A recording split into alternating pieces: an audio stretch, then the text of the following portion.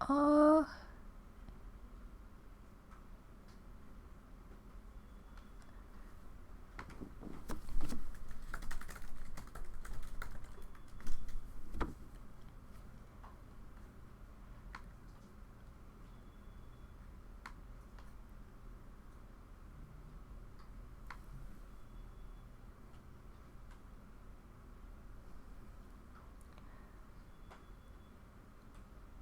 Let me know. Can you guys see me? It's it. Some of you guys are saying that it's back. Give me an emoji if we're back. I can't see myself on screen, but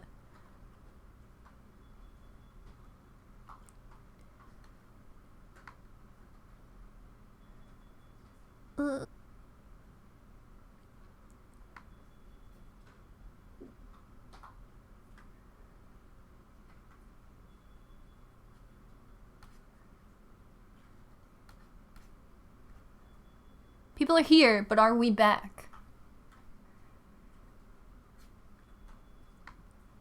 My internet says it's good.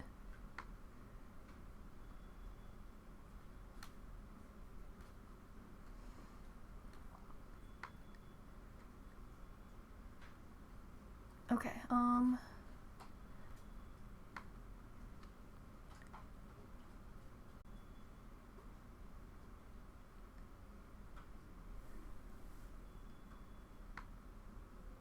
Okay, I see myself. Everything good? Before, you guys said I was back, but I couldn't see myself. I've never been so scared. Okay. Cool. Says everybody... Well, not everybody's back.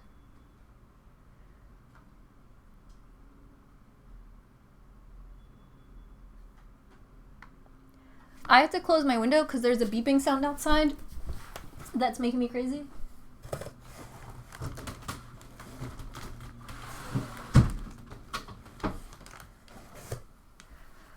Okay.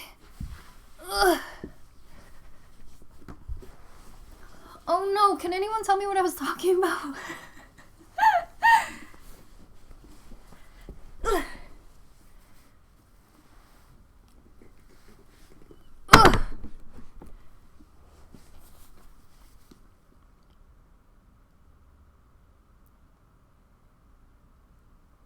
Okay.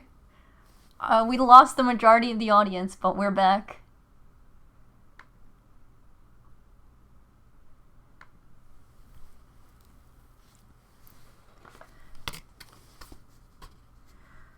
Oh no, I have no idea what I was talking about.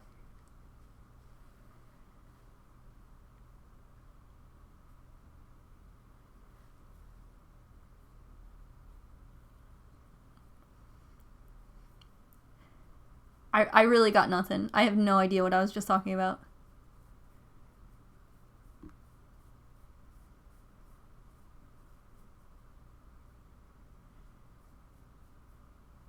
Ethan's great ears. Okay, so I think the live stream probably cut out when I was talking. Oh no.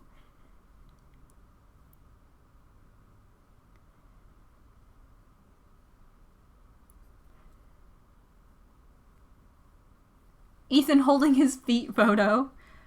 Okay, so I may have been talking to myself for a while then.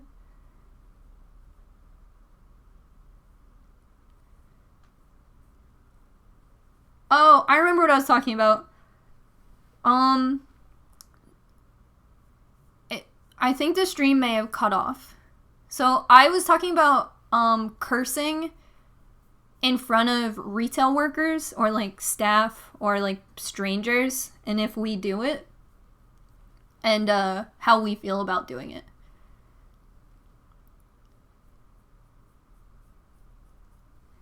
So let me know how comfortable are you, or do you do this, or do you avoid it, cursing around strangers or like staff.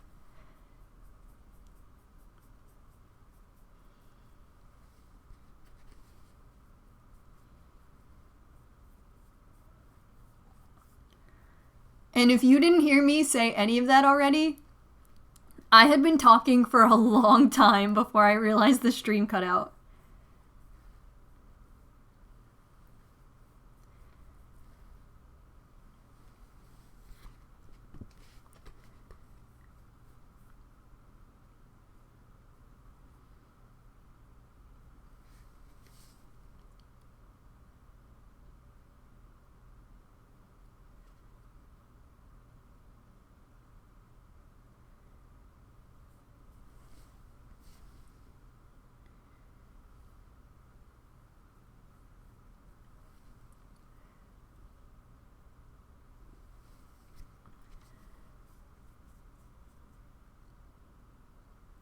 Okay, so I mentioned... Okay, I'm just painting over Ethan's eye. I'm sorry, baby. I'll get you back. I'll put your eye back when I'm done.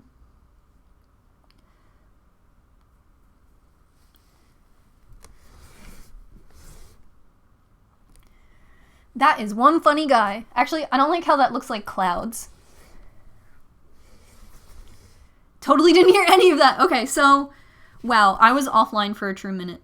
Okay, so I bring it up because I went to Sephora yesterday and I was looking around because I went to Goth night on Friday and I wore my hair like in really big curls with 2 little pigtails, and then that was like all flowing. And then at Goth night I was like dancing and like swinging around and like moving my head, and like people were like rubbing against me. And then the next day, I just wore my hair up in a bun. So it wasn't until Monday when I went to wash my hair that I realized how it was like really, really, really tangled. I just thought I had like volume. So my hair was really, really, really tangled. And untangling it was this whole process where I like felt like it wasn't even my hair. Like I felt like, what is going on?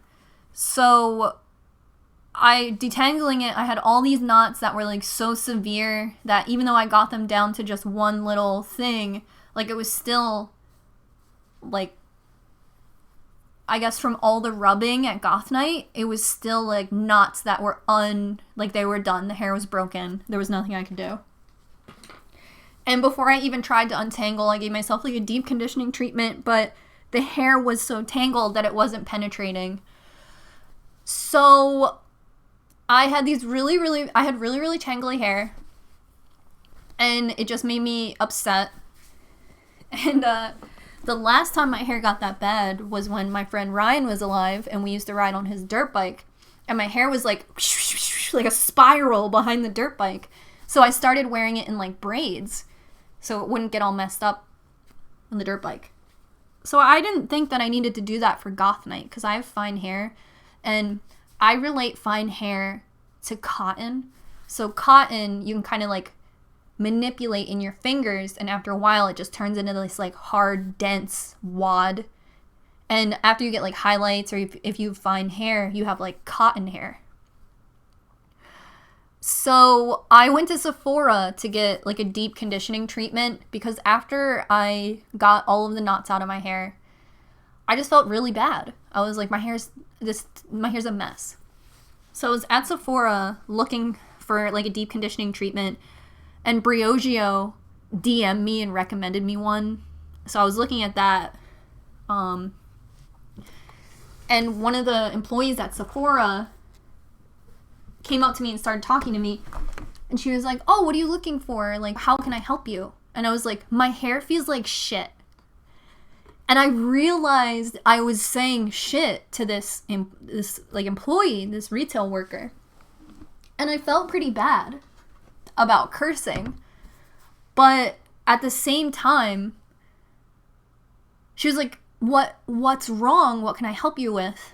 And instead of being like, "Oh, I'm experiencing like tangles," I had like really bad tangles the other day. I was like, "My hair feels like shit." And I was like, I think my hormones are changing.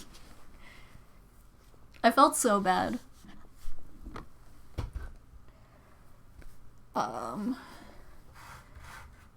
So here's all of my pumpkin boy. I should have actually painted him his colors before I painted these mummy stripes. So whoopsie doopsie. But now that I have gray, I'm just gonna add some details to like the mummy stripes just to make them dimensional or something. Yeah, I actually went to Sephora to buy Olaplex, which is a bond rebuilder for the hair. So I went to buy Olaplex because I think Sephora is the only place that had it. I went to Ulta and couldn't find anything. And she talked me out of getting it. She was like, well, if your hair's just tangly, you just need a deep conditioner. I was like, my hair's different now. It's different and it feels like shit. Not aggressive. Honestly, like I'd just gotten back from my photo shoot from Spencer's. So I had this giant bag with me full of clothes. So she probably just thought I was a nut. She was like, this bag lady came in here and cursed at me.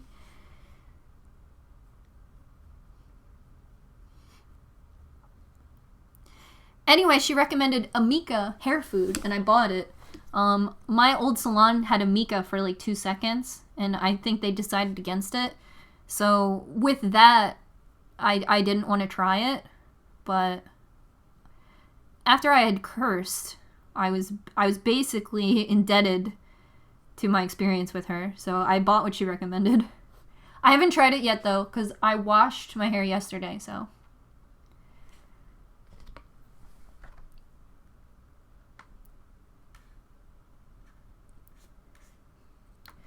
I think it was okay. You weren't cursing at her.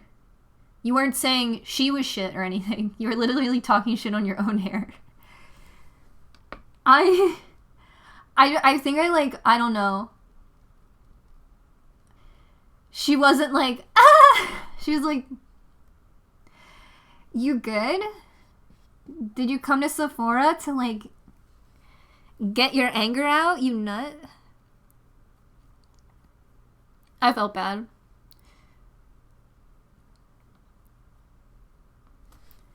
She did talk me out of getting Olaplex though. She's like, that's not what you need. And I was like, well, last time my hair was really tangly. It made it a little less tangly. And a little is better than But now I have a shower. That's the tea. So John finally installed my shower head. So I think my hair quality will get better now that I'm not taking a bath. Instantly, like, stopped having dandruff, TMI. And John's dandruff's way worse than mine. I was like, King, let's get a shower. Alright?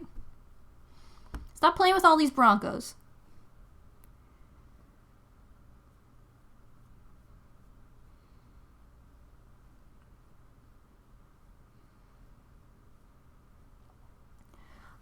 But I really like Amika. I use their dry shampoo.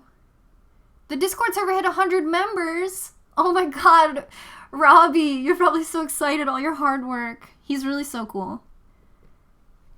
He said he would save me Sunday papers for the coupon, so my own mother wouldn't do it. Robbie is my mom. My adopted mom. I used to say that Tyra Banks was my adopted mom. Move over, Tyra. So I linked my Discord, on my Twitter. You do not have to follow me on Twitter, I don't think, to see my posts. They're not private. I think it's a clickable link.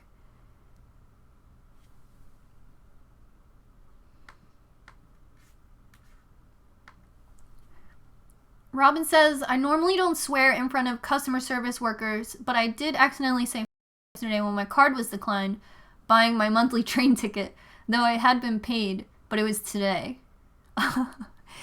There's some things, sometimes whenever there's an opportunity to commiserate with like a retail or like an employee, I always take that. So if we're both like, what the fuck, I'll die for that. But I did feel bad being like, my hair feels like shit. I didn't come at her. I was sad.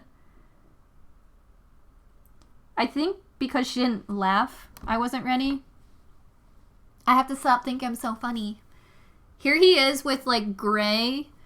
I think I hate it. I think it like, now it needs more white. I need to go back in.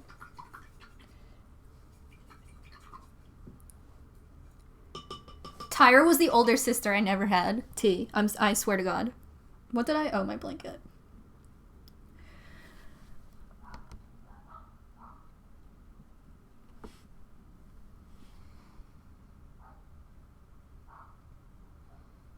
I'm going back over the gray because it was a little like cartoony. So now I'm just blending those two colors together. That's better.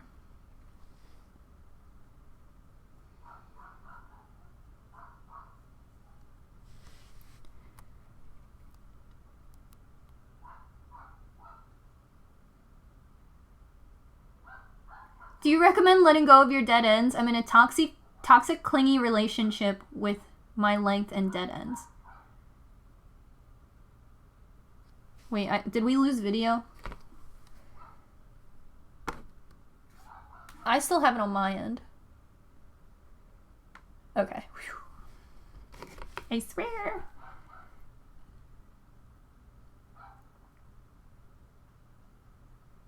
Okay. Whew.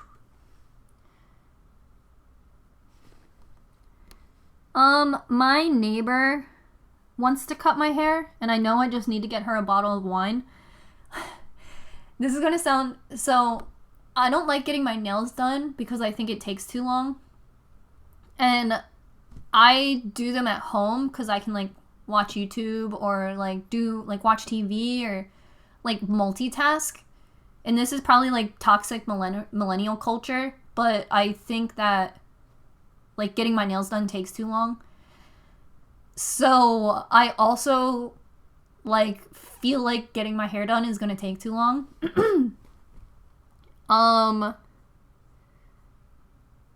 And before, when I worked at a salon, like, I would just get my hair done, like, quickly, like, at the end of my shift or something. Or I would learn something, so it was, like, worth my time. And now I'm like, I don't want to get my hair cut because it'll take too long.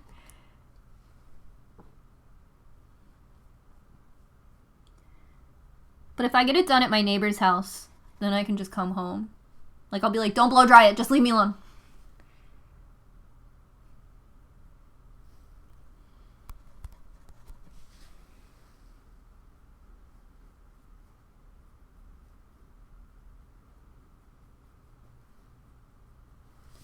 I have a feeling that we lost the video. No, looks good.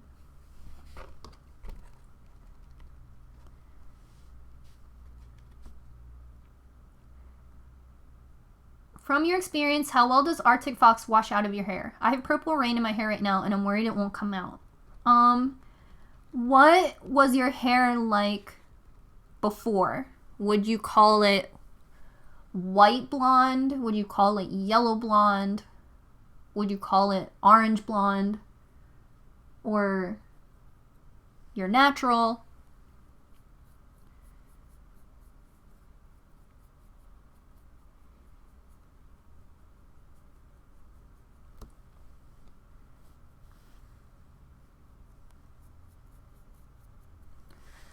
Okay.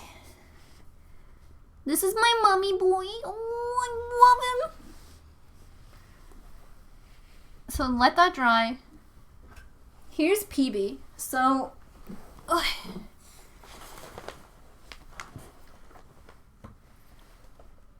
you can see her mask is like kind of streaky. This like took my whole weight. I was like, oh. My foot's asleep. So, I think for PB, let's look at that clown image again. If you've been here since the very beginning, I've been working out of this reference book, kind of. Oh, the clown is actually on the cover. That helps a lot.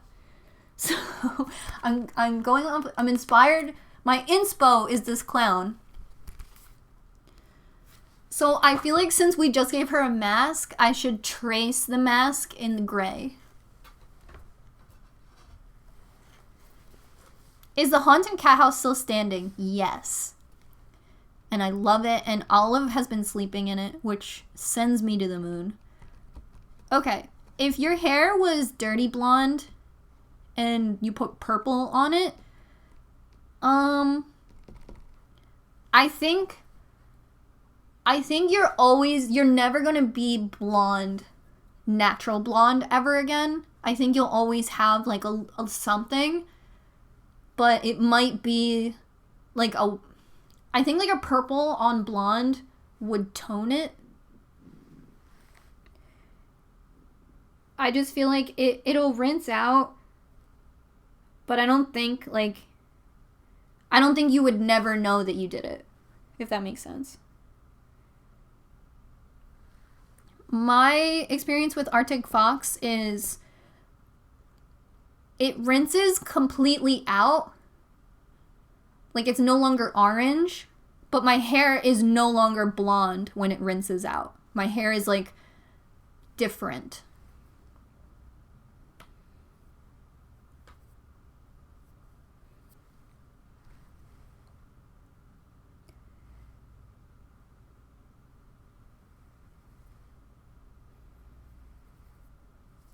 It doesn't rinse out to nothing. My hair is forever changed. Does that look clown to you? Also, it should probably go over this, because if she was wearing a face mask over her fur, it would still go over her fur. Amanda?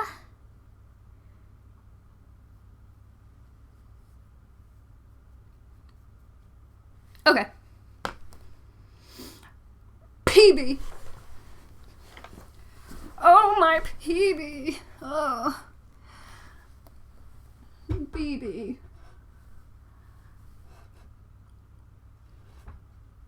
So I feel like clowns have the triangle. This one doesn't. The clowns I'm thinking of are like those porcelain dolls. Ooh, happy birthday, Brianna. Damn. To be 21. Okay.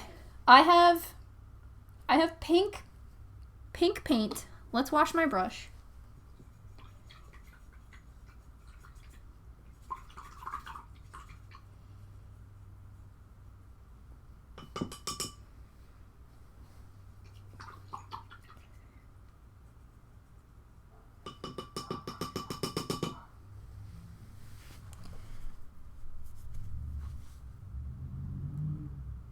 Okay.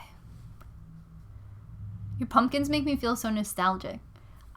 So I prefer to paint my pumpkins because when I carve them, they die. So that makes me super sad.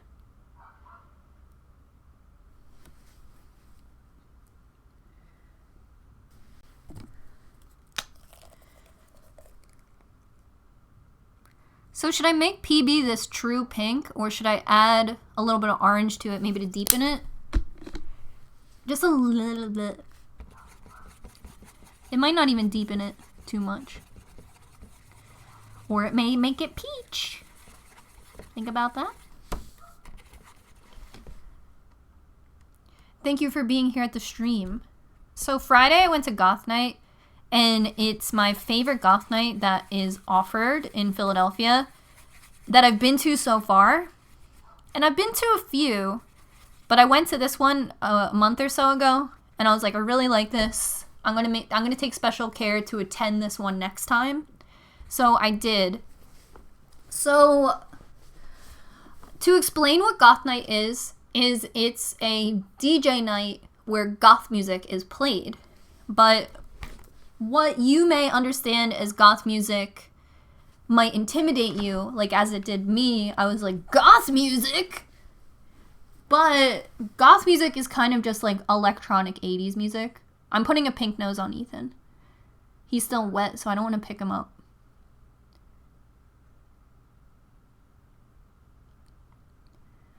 So, kind of like electronic dance music, and like a DJ will play it, and it's usually like at a bar or something that has like a big dance room. What the kids call it. And that's it. Like, that's kind of it. And you don't have to be goth to go. Okay. So the clown has 2 big pink cheeks and pink lips. I didn't give PB lips, so I'll do that now.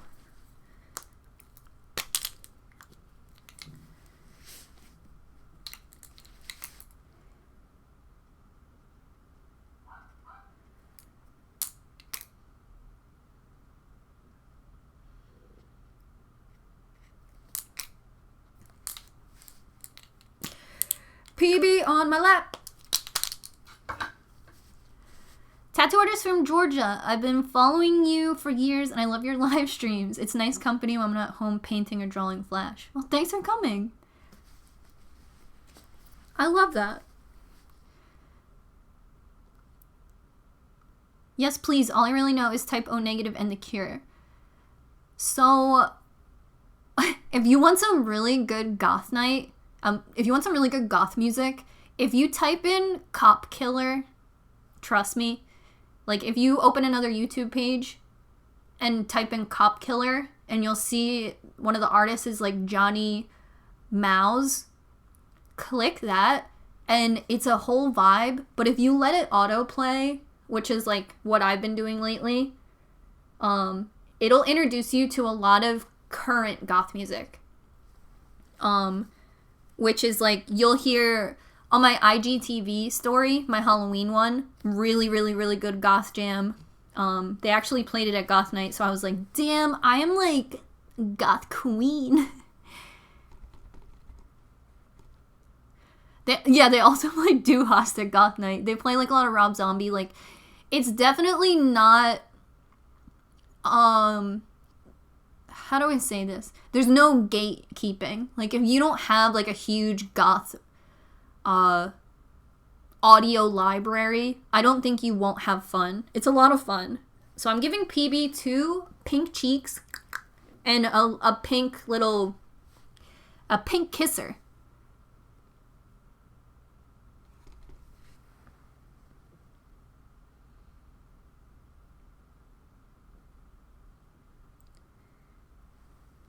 So we went to goth night. It was super fun. It's fun to dance, in general, like to have the opportunity to dance. I always thought like I would have to go to a club to dance to music and never had the opportunity to. I was always like intimidated by what a club might be. Like there's so many songs about problems that arise at the club. I was like, I'm not gonna go. Kidding me? A lot of problems arise. What if I'm not in the VIP? So I feel like goth night is a really cool opportunity to dance and like bring your friends and have some beverages if you like.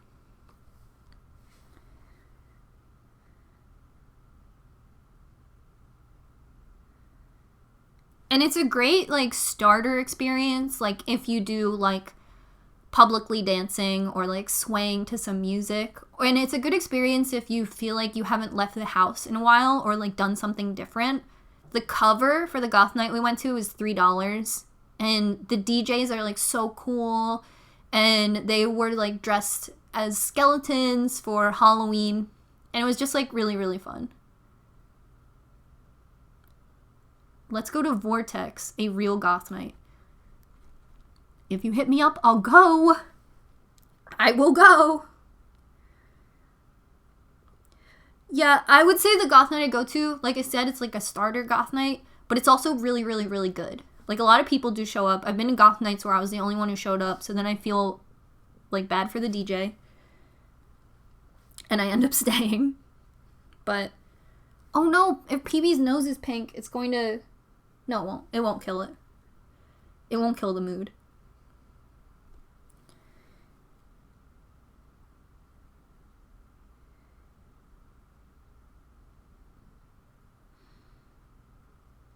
That song Cop Killer, though, does go heavy. This is PB's clown makeup so far. I could kiss her. Ugh.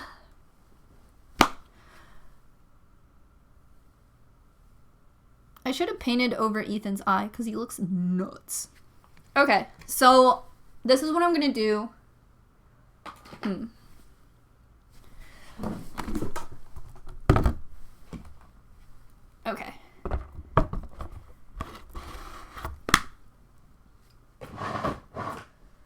glitter time.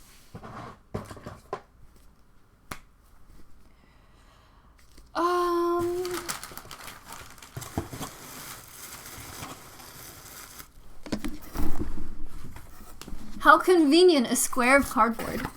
So I have some like dollar store tacky glue and a paintbrush that would have been way better to paint all of these things this whole time with. Alright, I'll use this shitty one.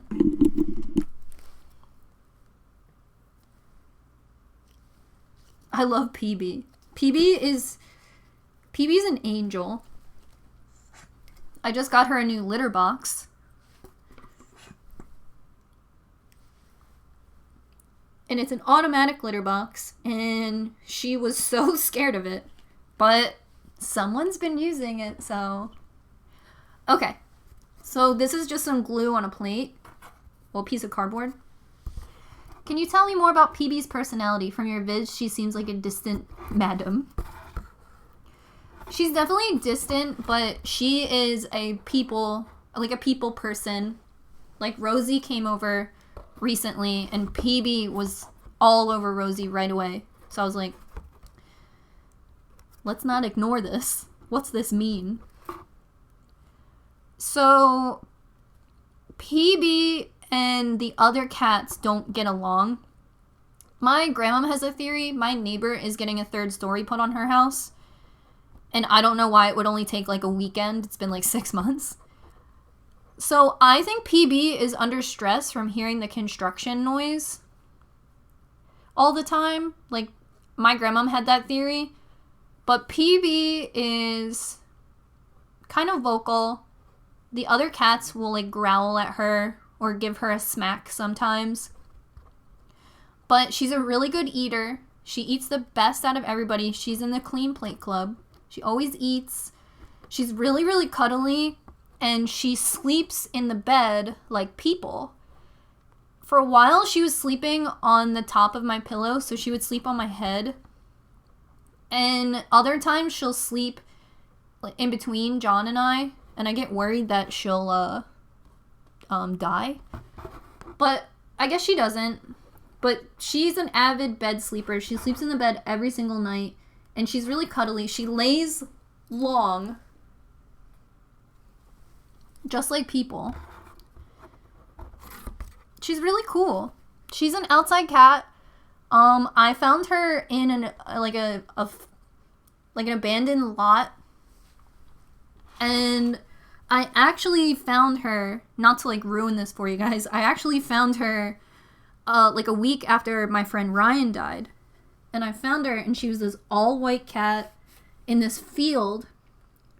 So I would go to the corner store and bring her a can of cat food every day and just like greet her and wish her luck and everything, because I was living in the apartment at the time and I was scared to bring home another cat.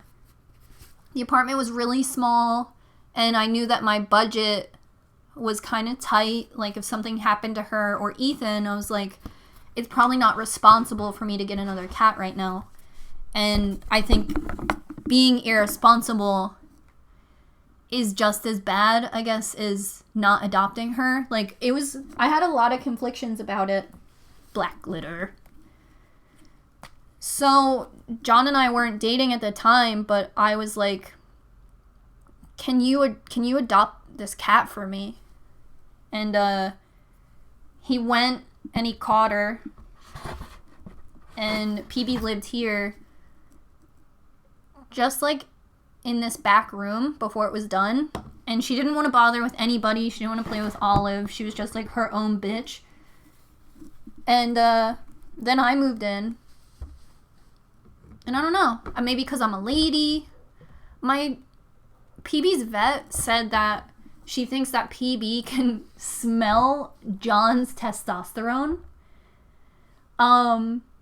Because, like, if John... TMI, John will wear the same sweatshirt for like 2 weeks. And then wherever it ends up, like, PB would pee on it. And she's not like a big peer. Like, that was really weird of her. So when I told that to my vet, She said that PB can smell the testosterone in John's sweat and she doesn't like it. So PB's that bitch. And that's just like what it is.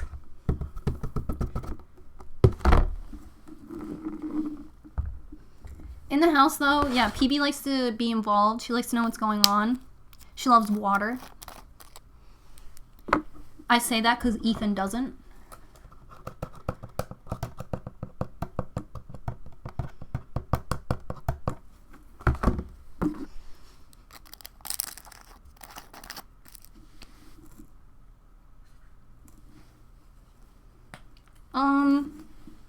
But that's PB. I thought she was a boy. So I was calling her Pony Boy when she lived in that vacant lot. And then we found out she was a girl.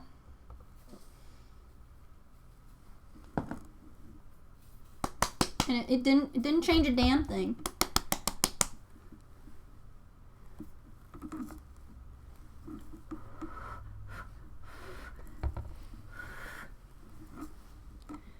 I think it's important to know that like all cats have different personalities and there's no like standard cat personality. Cause I wouldn't try taking PB for a walk ever. But I do think she's super cuddly and nice. A little skittish, but I hate thinking about how she used to live outside. Cause it just doesn't make sense to me.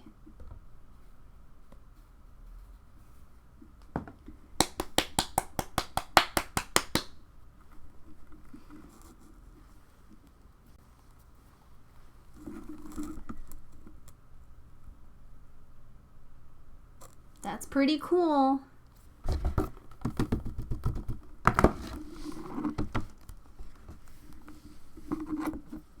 Has anyone talked about your cat playhouse thing yet? Did it survive? So if you guys don't know, I have a second channel where I try to post more like vloggy kind of stuff or like I don't want to say lower production because it's all filmed at my house, but kind of just like unexpected or like random. And I made a Halloween cat house for my cats after the one at Target sold out. And basically it's just a cardboard cat house with 2 levels and it's like a haunted house theme. And I went to Target and I saw it there for $16. And my intention was to go to a Target in the suburbs and buy Halloween stuff. Because the Targets in Philadelphia, they just service hundreds of thousands more people than they do in the suburbs. So I usually find just more stuff at the ones in the suburbs. And there's like more time to browse. The energy is chiller. Not coming for urban Targets or anything. So I was like, oh, I'll go to the suburbs and get it. And then I realized that it was sold out. So I made my own. And that video is on my second channel, which is Quicken 2. Robbie has just linked it. So that's all. But it's doing good. My cat Olive is the only one who uses it.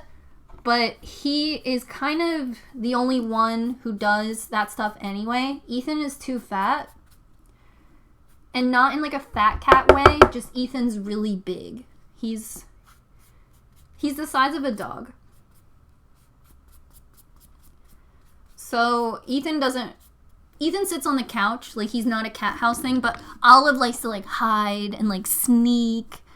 Ethan's more of a like, if you throw a blanket over a chair and the blanket is like hanging a little bit, Ethan will kind of like lay in that tent and be like, oh, I didn't even know this was here. Okay, this looks so cool.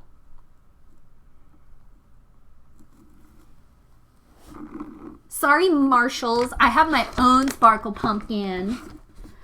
Oh, fuck, I got glitter on the floor. It'll never go away. Nobody tell John, alright?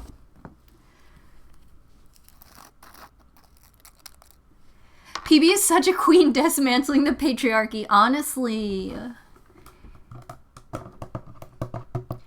She said it's a man's world. I never heard that before. Who? Who's man? I'm sorry. Has the pumpkin burped yet? What? You should sell homemade scary cat houses for $60. Oh, so what really upset me is all those Target cat houses were being resold in this like secondary aggressive Target market for like $50. And they were originally $16. But there's this crazy secondhand market for Target items that aren't online or like sell out quickly. I think there's like a hairspray trick with glitter. I'm gonna try that and stretch my limbs. Oh, I can't believe they make kids sit on the floor.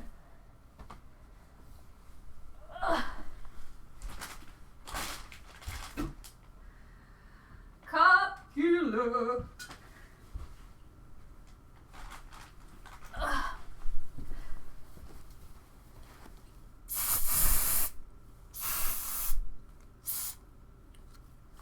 Yo, I may have made that up. That may not be real.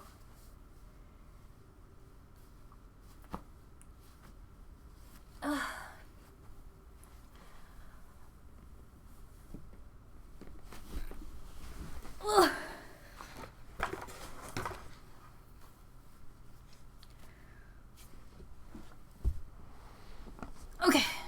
If I can put this leg this way, that'll be good.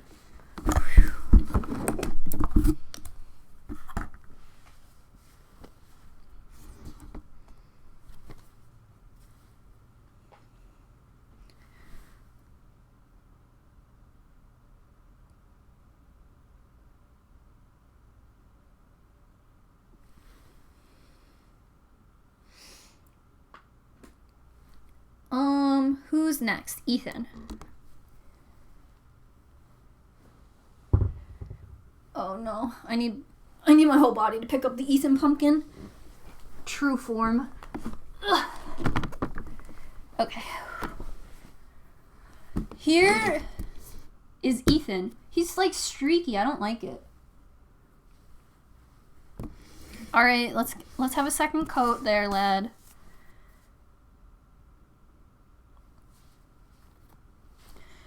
Okay.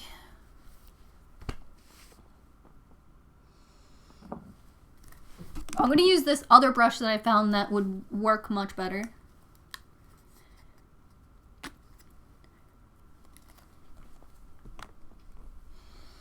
And I'm going to apply it directly to the forehead. So I didn't go to a haunted house this year and I felt so bad.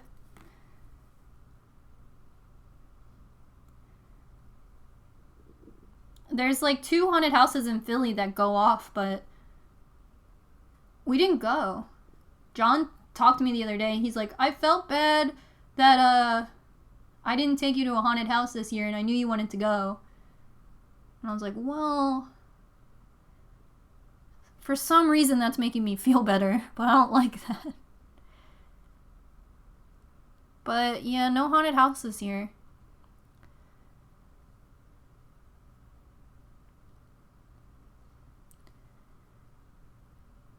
And then the haunted house I went to last year, there was so much drama.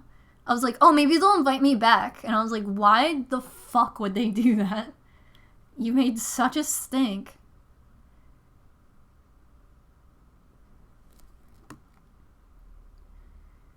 Okay, this second coat is everything. Are you doing vegan Thanksgiving this year? Yes. So I have an air fryer and I was thinking about getting rid of it because it's too big for my cabinet. And then yesterday I did that shoot with Spencer's, and the male model I worked with was talking about how much he loves his air fryer. So I was like, oh, maybe I should cook my turkey in the air fryer?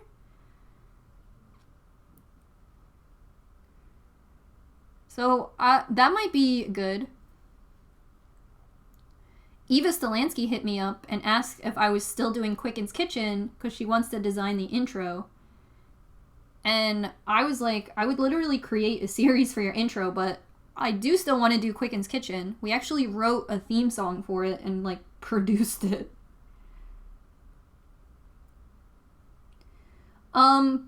So I think I might cook a tofurkey in the air fryer. I was talking to John about having Friendsgiving this year. So I don't think we'll do it. I think we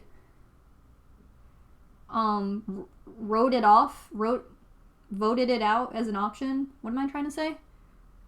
We decided no, because last year we just had Thanksgiving, the two of us, and it was my first time ever preparing a full Thanksgiving, and I had a lot of fun. I felt like a really cool sense of tradition or like family. It was really nice.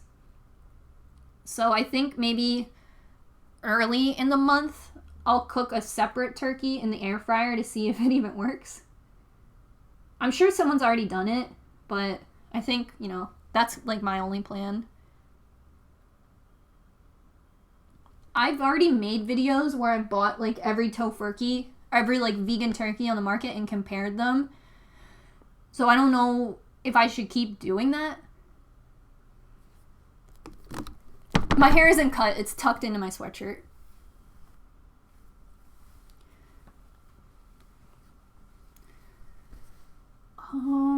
Okay, that's Ethan's second coat. That looks a lot better, I think, in my expert Ethan opinion. Okay, I gotta lower it like this. Ugh. My boyfriend is not vegan, but we grocery shop vegan and we cook vegan at our house. But he is like in construction, and I think like if he gets coffee with creamer in it, like he doesn't reject it, or if like someone gets him like a breakfast sandwich with egg, he'll eat it, or he'll eat like tasty cakes, like Little Debbie's or something. But like no eggs get cooked here or like in our fridge or anything like that. Like I made us pancakes the other day, and I made them vegan. I don't make like a separate egg pancake for him. How's the TikTok thing coming along? The thing is, it's like, how thin do I stretch myself? Do I go on TikTok and YouTube and a second YouTube channel and Twitch and Twitter and Instagram, like, and then still answer my emails? Robbie. Who? Okay, PV.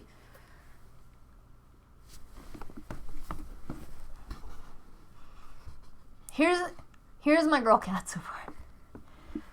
Quicken's Kitchen for Thanksgiving foods would be amazing because I never know what to make. I just eat yams and potatoes. Oh, last year I made a green bean casserole and this sweet potato casserole that has the marshmallows on top. I made those for us and they were so good. So I could definitely... So after Thanksgiving, I still had a lot of ingredients. So we had a second Thanksgiving the day after with just like much less quantity food. But I didn't make enough food to have like leftovers. So we just used all the ingredients, recooked everything, and then I was like a little better at it. And we had like a second Thanksgiving. So I think it would be nice actually if I make a mock Thanksgiving so I'm good at it. So that would be really fun. I've slowly been doing vegan things since, sorry, my feet are asleep, so like my ass is just in the air. I've slowly been doing vegan things since I've begun watching. Not full time yet, but I don't buy animal products for my home, only when I eat out or have eaten meat. That's, my policy, or just like my way of just life is just like, if it's, I was about to say, if you could just be chill. Like, if you just try your best, like, that's like really all I can ask for. And I used to be a very, very, very strict vegan. Like, I wouldn't think of dating somebody who wasn't vegan. And I have this story that you've probably heard that my brother's father made me a cake, all vegan, like tried his best, and he used Domino sugar. And I was like, vegans can't have Domino sugar. And I think about that person, and I don't like them. I don't want to be them. I don't want to spend time with them. There's a little piece of glass on my floor. Oh no, it's a glitter. And when I think back on specifically that Domino sugar story, it really makes me really, really sad.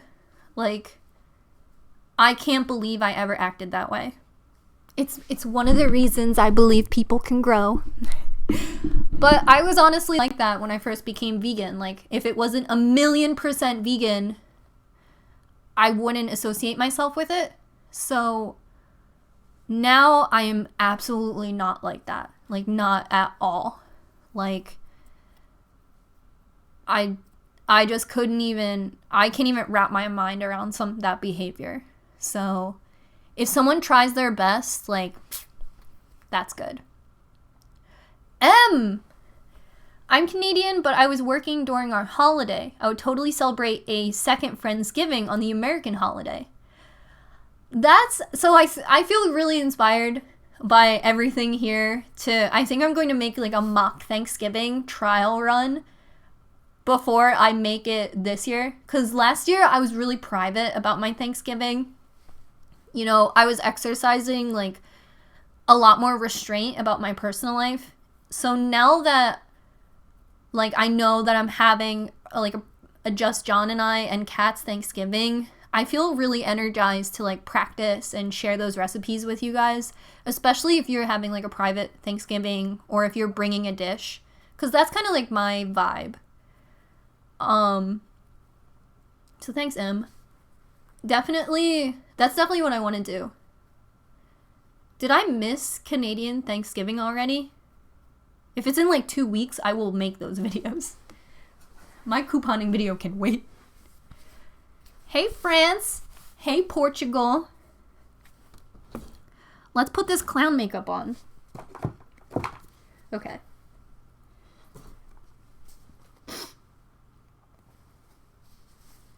I think PB's done. Once I find my marker.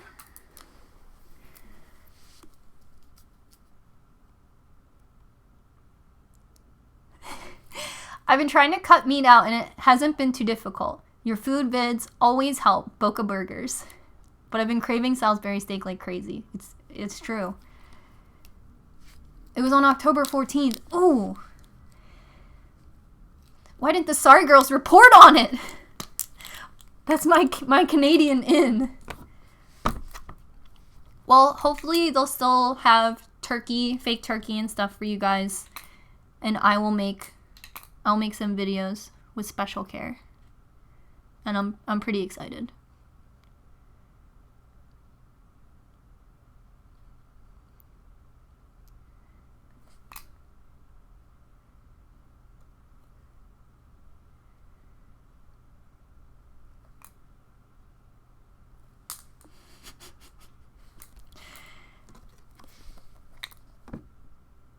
Why doesn't that translate as, oh wait.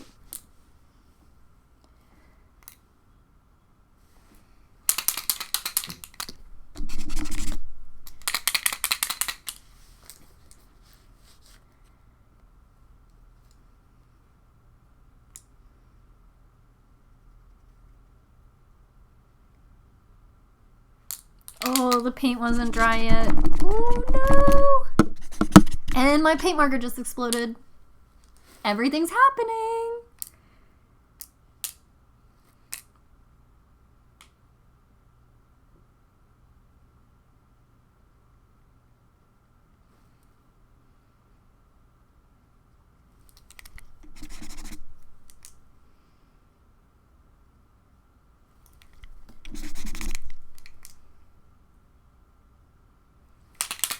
Okay, I think if we give this like 5 more minutes to dry, I like went to make the smile and all the paint just like scraped up too.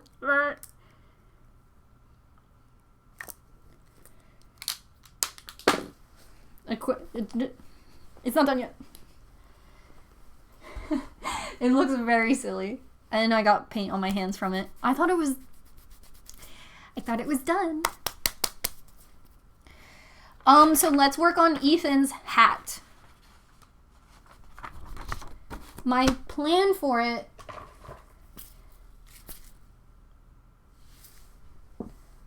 I had like okay. So all this glitter is kind of cool tone. So I'm going to use this red glitter to represent the cross on his head because I don't have red paint. Oh yeah, PB needs a beret. Oh wait, this clown has a like party hat on.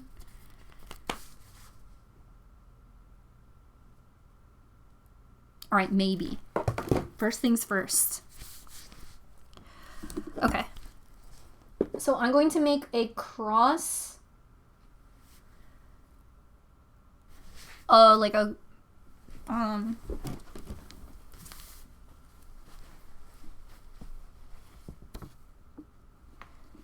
Okay.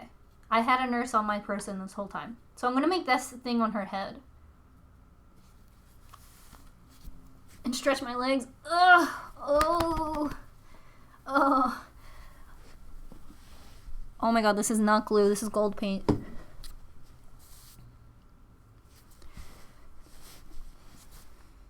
Chaos. It's all chaos here.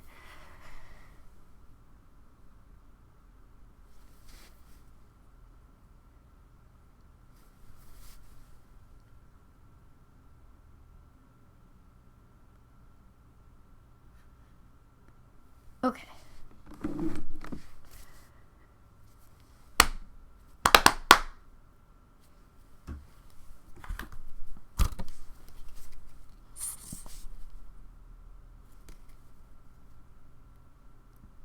This is glue.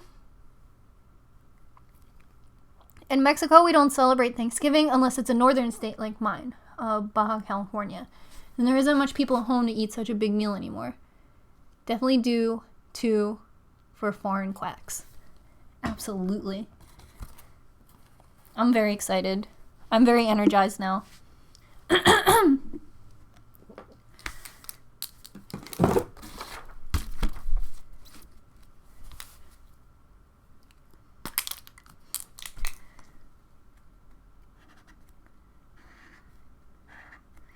Oh, my marker's ruined.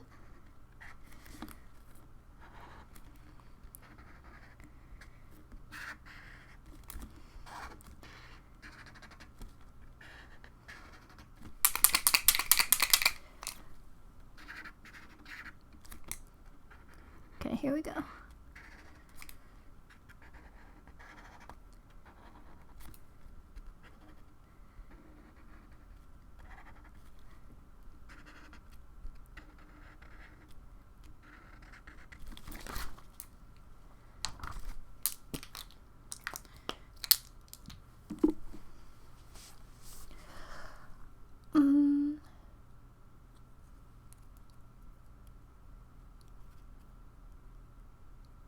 Is it just me or is everyone seeing tons of melted plastic popcorn decorations everywhere this year? I think it's a case of like once you see it, you like can't unsee it. I have been sent so many pictures of you guys finding melted plastic popcorn.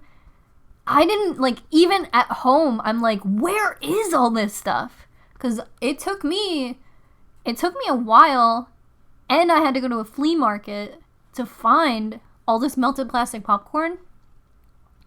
And I've been collecting it maybe for like 2 years now. Like actively. Like maybe 3 years. And you guys are like, it's everywhere now. But I think it's because we're all in tune to it. We're all looking for it.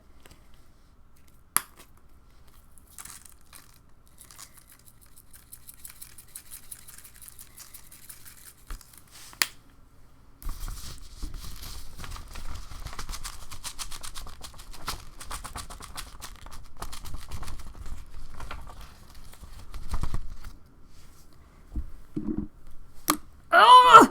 my pants again! No!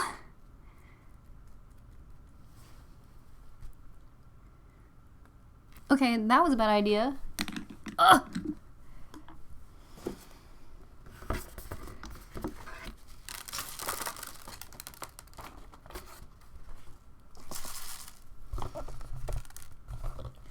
Okay,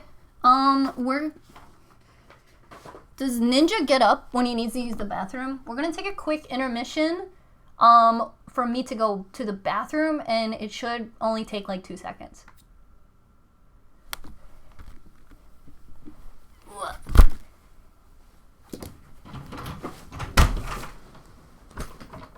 Oh my god, no!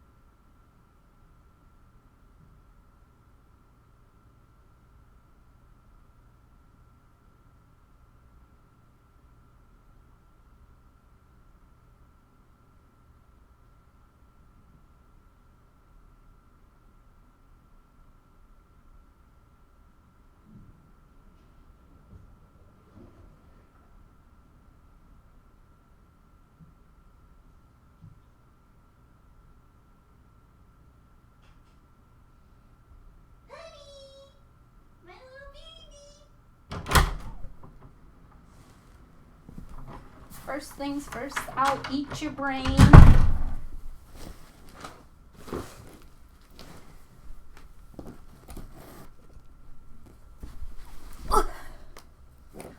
Oh my god.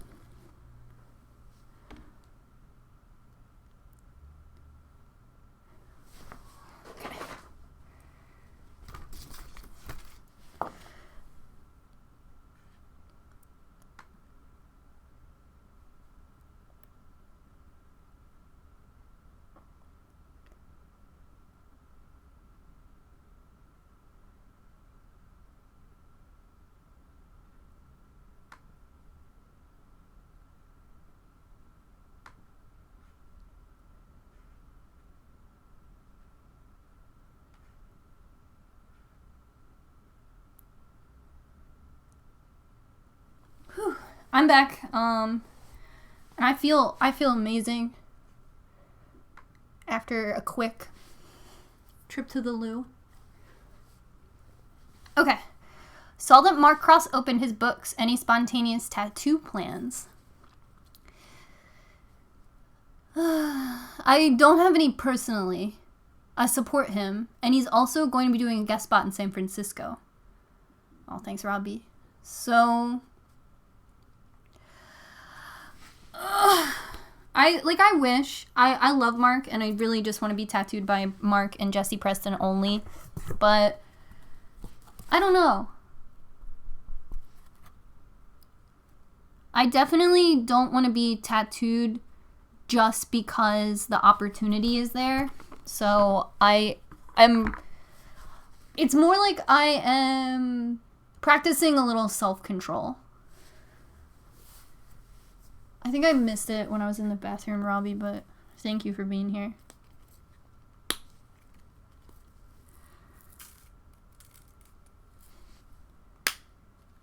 Anyone know where to get vegan fried chicken in Chicago? Probably the Vegan Diner. I had some crazy, insane macaroni and cheese when I was there, and I had like $3 to my name, and I was like,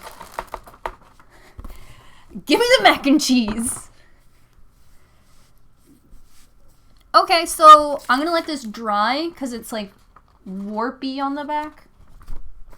Shouldn't take long. None of this is like taking too long. I mean, I've been streaming for like 4 hours, but like everything is like coming along. Here's Olive. I feel like I should emphasize that he is an orange boy. I think I failed to do that early on. So I'm gonna try and figure out how to do that.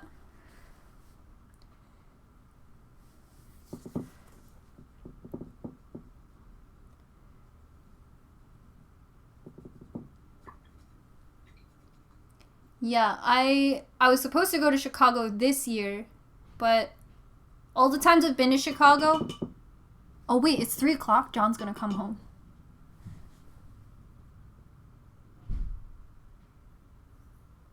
That's him. Papa! I'm live streaming! Okay. Phew. We're good.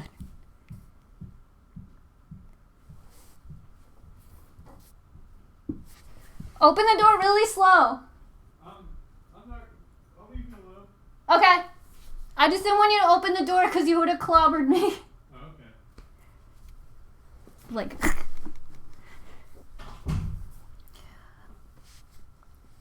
Why did you decide to name him Olive? So John named him Olive. He said that it was a name he always really liked. And I was like, okay. By the way, I read Ethan Frome because of you, and now it's one of my favorite books. It's so perfect to read, like, now. Like, fall time.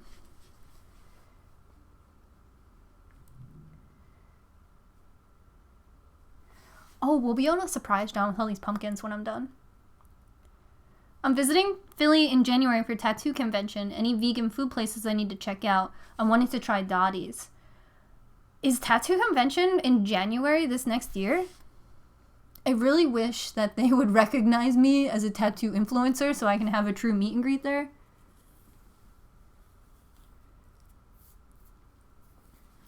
That was making me crazy. If you're coming to Philly and are you traveling by car here and then spending time here, or are you like arriving via bus or like train?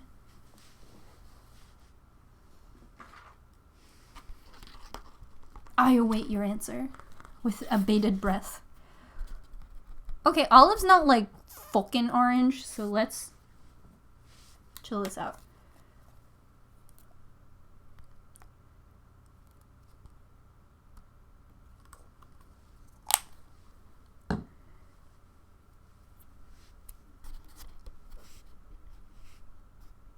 Damn, I did not know convention was that early. It's been Valentine's Day for like the last 5 years.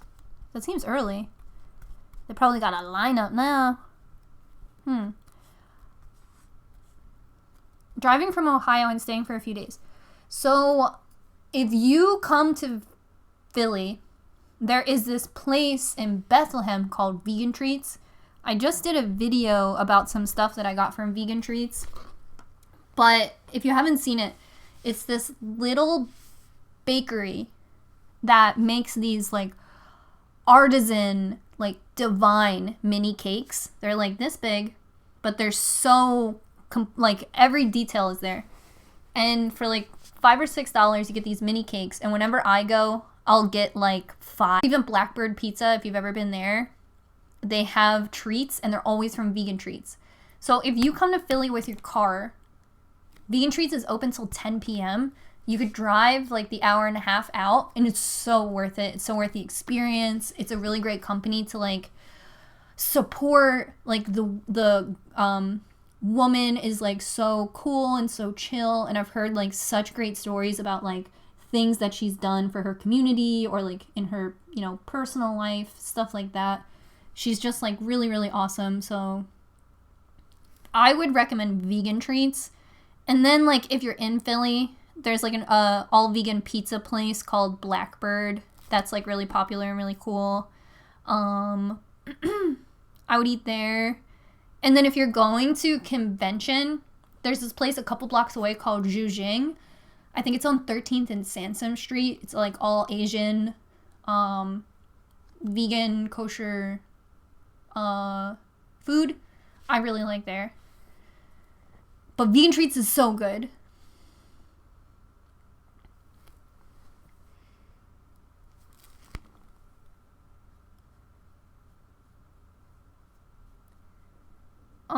There's a place called The Tasty, which is like a vegan diner that has like breakfast food and diner food, but it's always super blown out whenever there's like an alternative event. So you might not get seated, but you could order to go. If it was in the summer, there's a park across the street, so I would usually order to go and then eat it at the park. But in January, I mean, you could eat in your car if you wanted to. But it's generally, if there's anything going on in the city, everyone usually goes to the Tasty, so it's usually like really packed and hard to get seated. They have really, really limited seating. And since it's a diner, it's not like someone seats you. It's kind of like, oh girl, it's happening. Yeah, and from Philly, it takes like 2 hours to get to Bethlehem for sure. I just did a video on it, so I looked up the exact time, and it says it's an hour and a half, but if you're traveling at night after a convention, though, you'll probably get there kind of quick.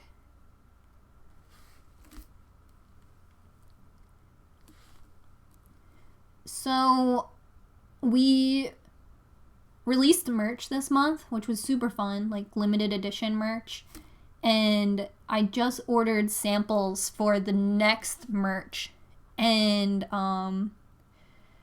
it's pretty cool because John designed the merch that's dropping next. Which is like really, really, really, really cool. Like low-key, John's like a really talented artist, so like this has always been in the work, like always something I really wanted, but like I don't want to bother anybody. So we always kind of like talked about it, and then like John designed some really, really cool things. So I'm pretty excited. That's coming out in a few days. If you're a channel member, you'll find out about it first, but this current merch, I think I'm gonna, so I said that it would be done in October. I think I'm going to maybe offer it until the next merch. I'm not sure.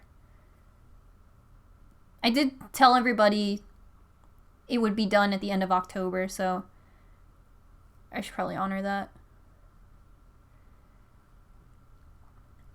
So I'm painting olive orange, and to kind of compensate for the fact that I painted his mummy little scarves, wrappings, I'm actually painting like outside of the lines, almost to make it like fuzzy fur poking through. It's pretty interpretive. It's pretty crazy, but I think it'll make sense. If not, I'm nuts. But I also like literally also don't have another option because I should have painted him orange first. I was like, pumpkins are orange, but it kind of like doesn't translate.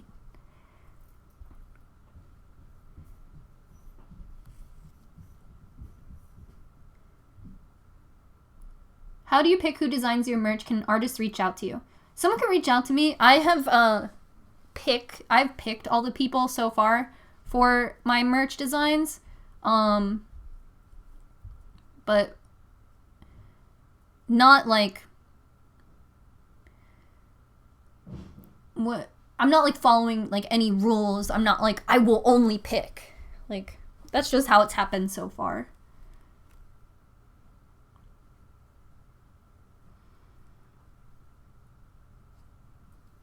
So if you're just joining us, welcome back to 5-Year-Old Paints Their Cats on Pumpkins. I think I hear John making ramen.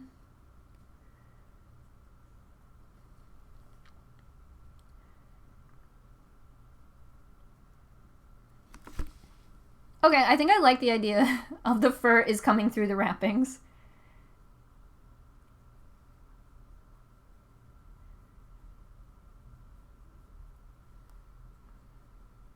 I really like the glitter stem. She went off for that. Okay. It looks like this. Big deal, I know. Oh wait, I forgot right there.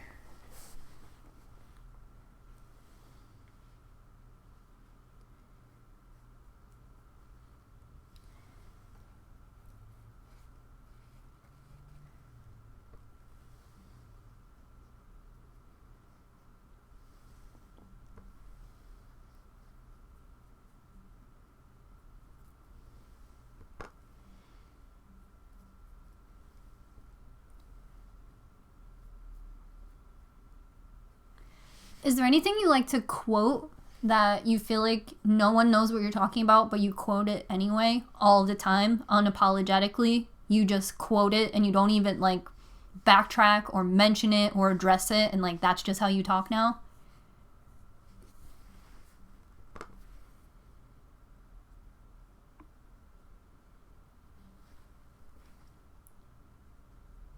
I don't address that. No context. That's just all I'm saying.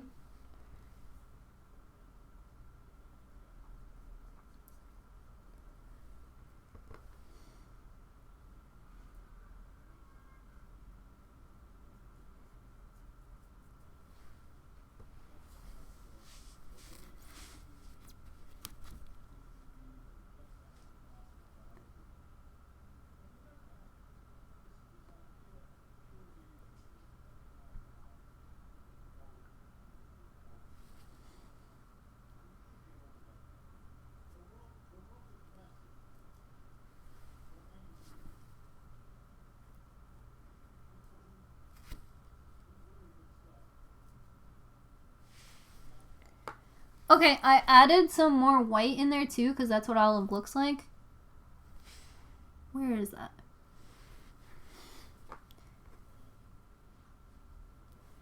And I'm just going to let this dry, and then once it dries, I'm going to outline everything again in marker.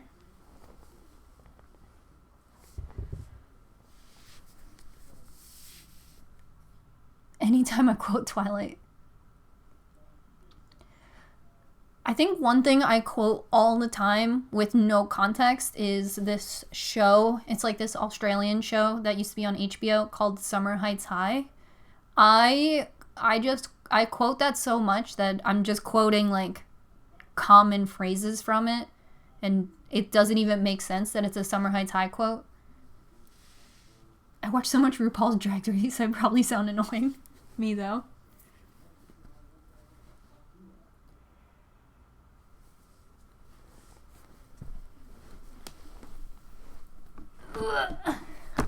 I have said, we hate her, Mr. G, she sucks, to John 499 times, and he has never been like, what's that from? So, if anything, it's John's fault.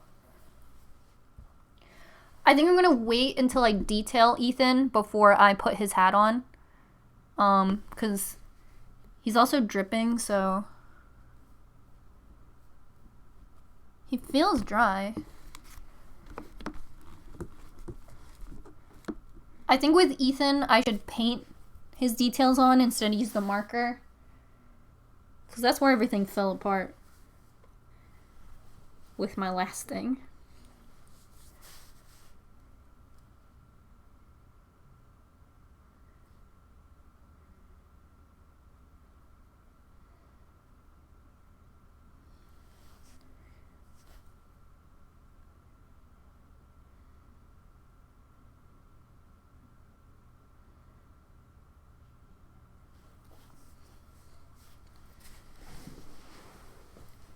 Convince me to watch Castle Rock. I've already done that. Now you're watching it. That's all it takes. Someone's scratching at my door.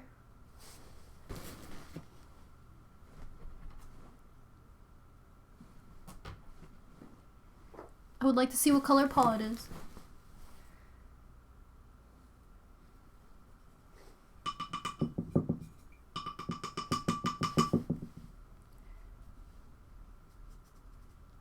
Okay. This poor plate is like sinful.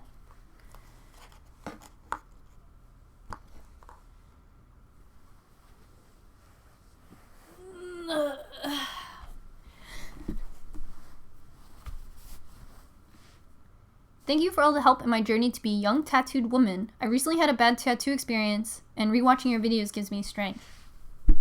That makes me feel better. I mean, not better, but I feel bad that you had a bad tattoo experience, but I feel relief that you were able to, like, kind of get over that. A bad tattoo experience sounds just awful. I wouldn't wish that on anybody. And in that regard, when people message me and I really feel like the thing they're describing is harmful or bad, I always feel really bad telling people that.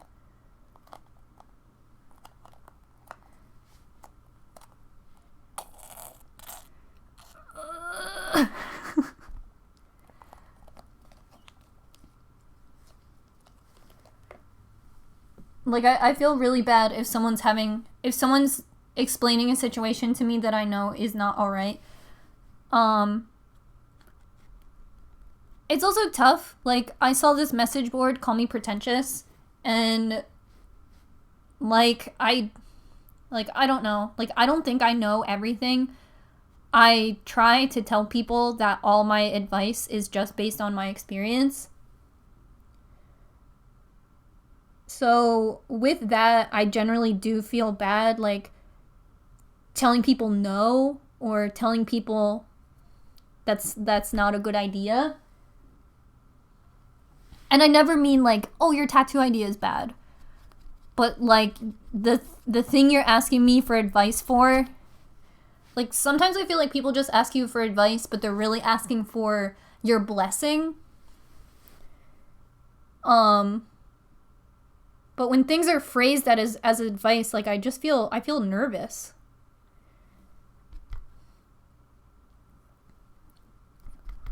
Calling me pretentious is annoying, though. Like, I never ever pretend to know everything and only put shit out there to be, like, to help you build your own opinion through my experience, you know? And it's why I try to get other people on my show. There's, like, one experience in particular I am thinking about, but I think I'm going to make a whole episode on it, so I don't want to, like, spoil it.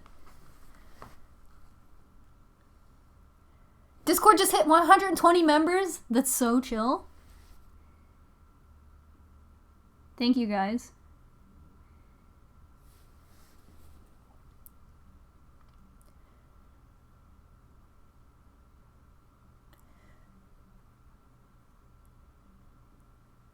It's not your responsibility to know everything about tattoos. Thank you. Yeah, just, you know, if I have experience with it, I just try. And it all started just from getting questions already. So, I just answer questions I'm already getting. But I bet in high school she listened to the Smiths.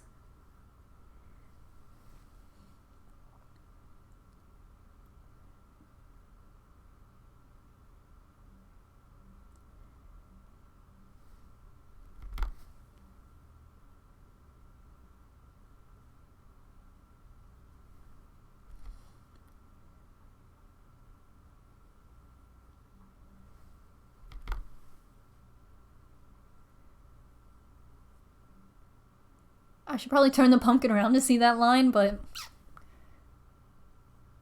I'm sorry, I can't be a perfect pumpkin.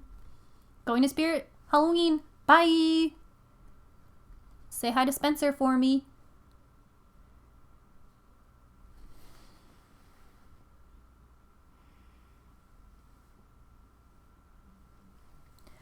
I did a holiday photo shoot with Spencer's yesterday, and I'm really hoping that they use the pictures.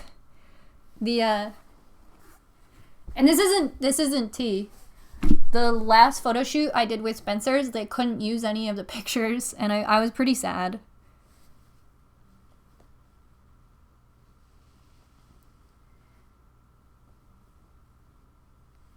I kind of thought they wouldn't hire me again. So I did some pictures with them. And you basically model unisex clothing. So, like, t-shirts, chains, necklaces, like, unisex stuff. But I tried to, like, make my photos more interesting by, like, wearing a bandana. Or, like, I wore, like, a big belt in one of my pictures. And because Spencer's doesn't sell that stuff, they couldn't use the pictures because I guess it was unclear what the product photo was. But I thought I could style them like a lifestyle photo. Like, I thought that would be really cool. But, I think they thought about it. Like, at the time, I didn't, like, it. I don't know. Like, you're supposed to just wear, like, black jeans. And I wore, like, cropped, like, tattered, like, distressed jeans. Like, I tried to make the pictures, like, really cool, like, lifestyle pictures. But it wasn't what I was hired to do. So I kind of, like, went crazy on that one. I ended up feeling really bad because that, like, makes sense to me. Like, if I was wearing jewelry that they didn't sell, it would, you know, probably make a consumer confused. And I'm like that. Like, if I see a product picture, I'm like, oh, where is the shirt from? I only see the pants. Like, I want to know the whole outfit. So I'm sure on their Instagram, they didn't want me wearing, like, a scarf and then in the comments be like, well, where is the scarf from?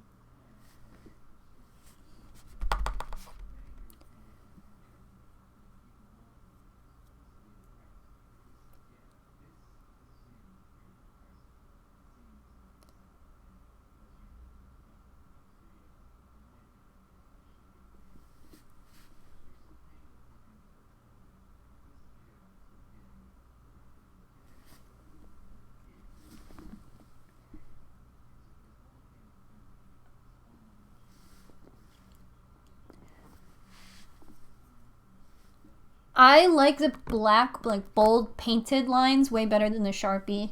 I think I'm going to go over the other two cats. This looks really good. This looks way better. I'm, like, steadying my hand.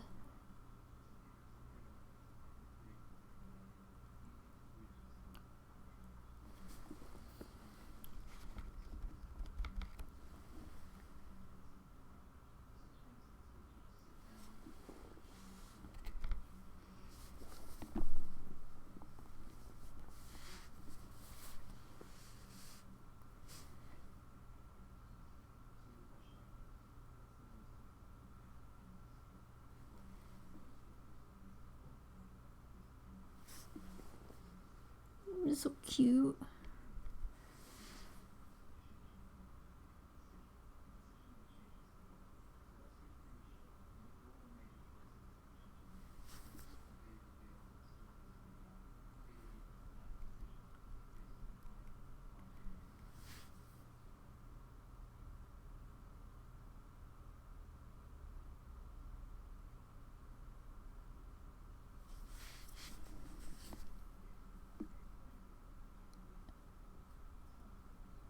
I've done some commercial photography, and sometimes the nicest setups have to be completely overhauled because the product isn't the star.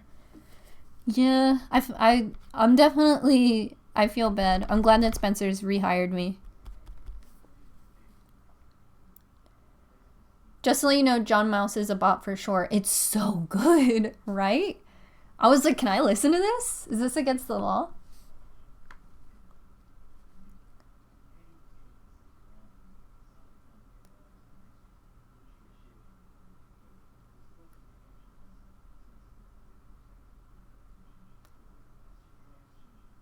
Sorry, I'm reading the chat.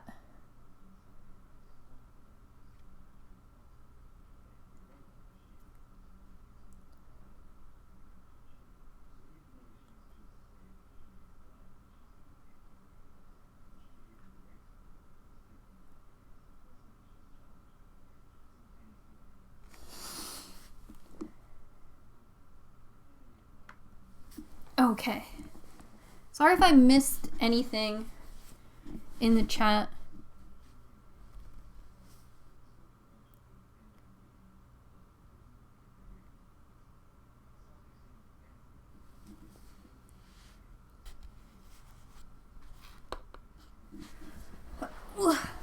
Okay, so here's Ethan with painted lines instead of paint marker lines. I think that looks way better. So I'm going to do that to PB because I feel like she looks nuts. Like, she looks cute, but it's just, like, not good enough. Like, she's perfect, but this is a pumpkin and not her.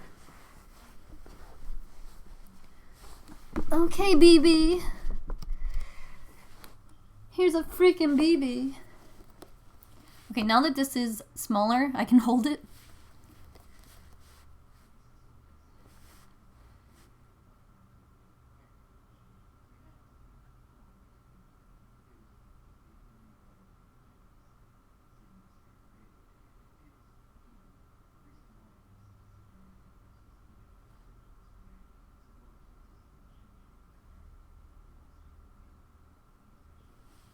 Okay.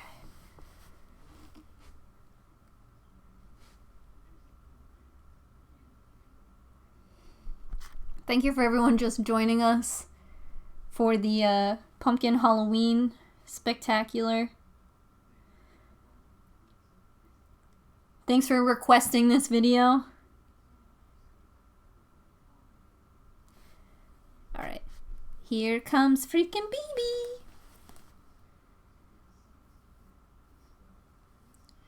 If you're just joining us, this year I'm painting my cats in Halloween costumes, but I only have like 5 colors, so we had to be pretty specific about the costumes we picked.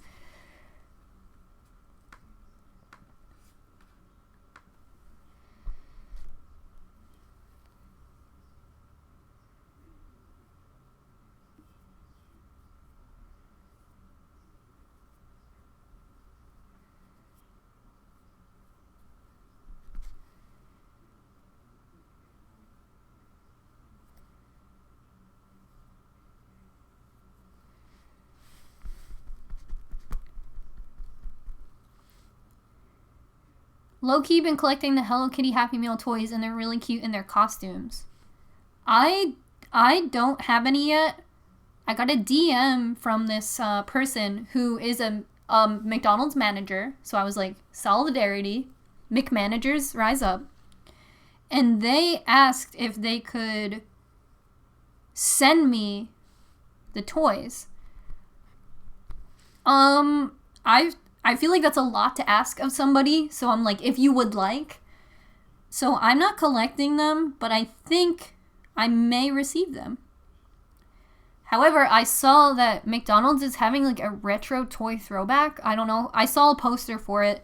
I don't know if it's in the States or somewhere else, but I think the next McDonald's toys are like retro throwbacks. And McNuggets are a part of it. So I'm kind of like, yo, is that for real?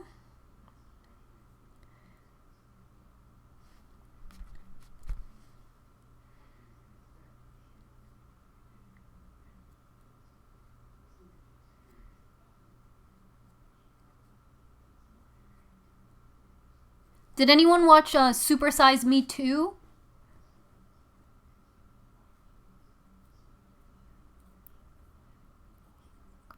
Carving Pennywise on my pumpkin. Hot. Am I right? Children?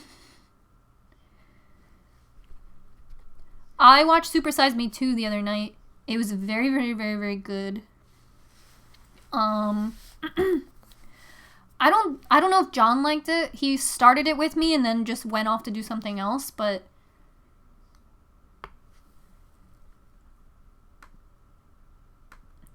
yeah, so I'll give you the whole backstory on Super Size Me 2, and I'll give you the whole backstory on Super Size Me 1, if you don't know what it is. So, Super Size Me is a documentary that came out in 2004, where this guy, Morgan Spurlock, the first YouTuber, he challenged himself to eat nothing but McDonald's for 30 days. And in that, there were different things. Like, if an employee asked if he wanted it supersized, he had to say yes. If they offered him, like, dessert, he had to say yes. Like, different things like that. So for 30 days, he ate nothing but McDonald's, breakfast, lunch, and dinner. And he was getting a bunch of tests done at the same time to monitor, like, the activity of his body while he was on this diet. So I haven't seen it for a couple years, so what I'm saying might not be medically true, but his, like, liver turns into sugar or something. And meanwhile, the movie really shines a light on, like, eating fast food and its behaviors, and sometimes how it can seem like it's okay to eat it for breakfast, lunch, and dinner, but really it can potentially be harmful. And I started working at McDonald's in 2004 when the movie came out. So I was really excited by the movie. I was working at McDonald's when they took away Supersize. And McDonald's will say it wasn't because of the movie, but I don't know, can't confirm. But I worked there when people were really upset about losing Supersize. But when I worked there, and I've said this before, I think, when I worked there were really people who would eat McDonald's every day. And I recognized them, and they were my regulars. And some people would have breakfast and lunch at McDonald's. So when I watched Super Size Me, it was pretty apparent to me that people didn't know that that was wrong. Or that McDonald's could be predatory, because most McDonald's are located by schools, by hospitals, by business complexes, by retirement communities. So they're in a place where they are very convenient to the population. And, like, yeah, maybe that doesn't have to be predatory, maybe that's good business, but, you know, when I saw the same exact people every single day, I was like, damn, you got a sugar liver. Anyway, Morgan Spurlock, the creator, he also came out with another series that was, like, straight to TV, where he would do other shit for 30 days. One of the episodes was about, like, his girlfriend at the time and him lived on minimum wage for 30 days. And I loved it, because when it came out, I was still working at McDonald's. I was living on minimum wage. And over the course of the 30 days, like, his girlfriend gets sick and they have to go to a free clinic. And they have a hard time finding work, and they have to take the bus everywhere because they can't afford a car because they put all their money for their, like, apartment. It was, like, for me, it was really affirming because, like, if you've ever been to a free clinic, it's absolutely an insane snapshot of just what it is like to receive medical attention, you know, without insurance or without, like, a ton of money. Like, honestly, like, the strategies I've had to come up with to get seen at the clinic are insane. And I can't imagine someone who also has to get to work, like, on a certain, like, it was crazy to me. So I always dug, like, Morgan Spurlock's content.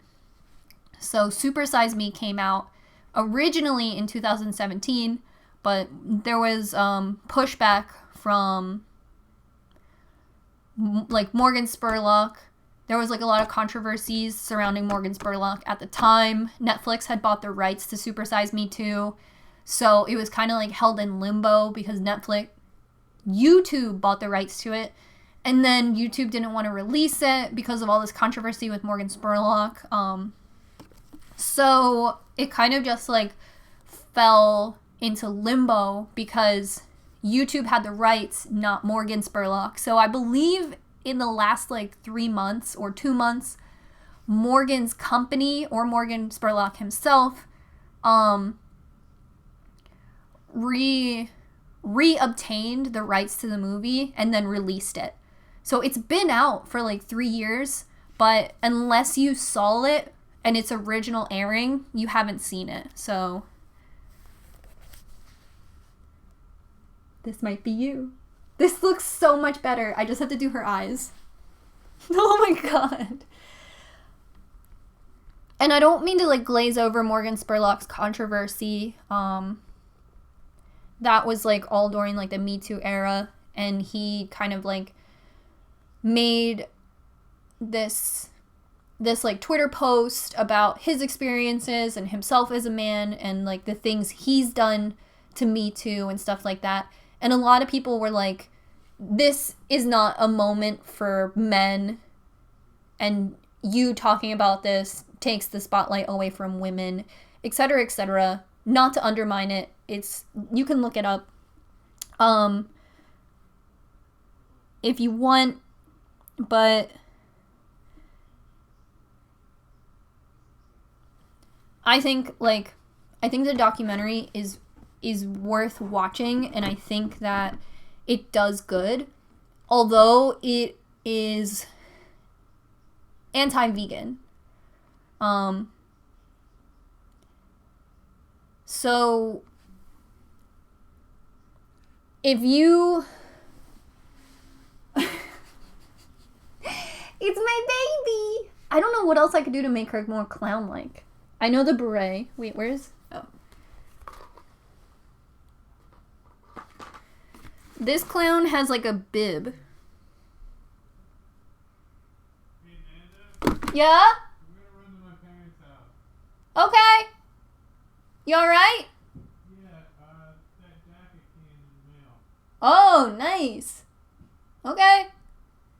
Remember, 6:30 is yoga. You heard me? Yeah, thank you. Alright. Okay.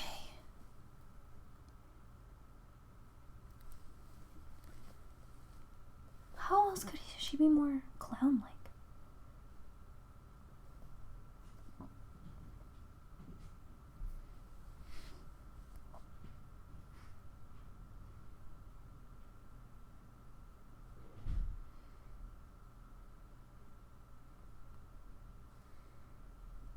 I think it's because the nose isn't red. Oh, add red glitter to the nose? T.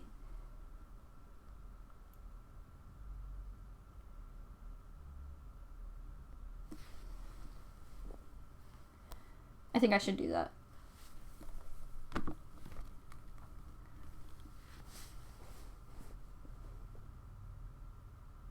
Yeah. So Super Size Me 2, it kind of follows Morgan Spurlock's quest to kind of expose how fast food has not changed in 12 years when he originally started his documentary, but how it has become more manipulative because companies try to have this, like, he calls it like a health halo, where they try to represent their food as healthy, but it's not. I think the best example of it is Chipotle. Like, you go to Chipotle and you feel like Chipotle isn't fast food and isn't necessarily bad for you. But like a burrito is like 12,000 calories. So I think it's kind of an interesting play on that.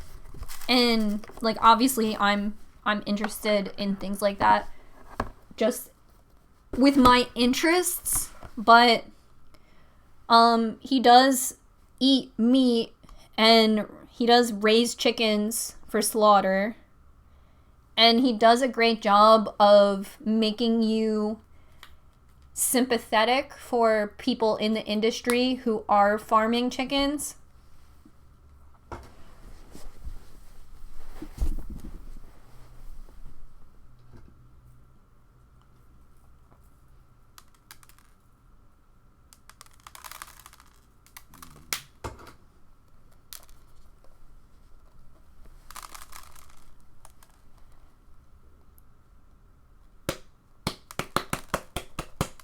I randomly found this. No. No. Oh my god. Guys are trending. No. Today we're decorating pumpkins. Specifically this one. Are we talking about a documentary here? I was talking about Super Size Me 2, the number 2.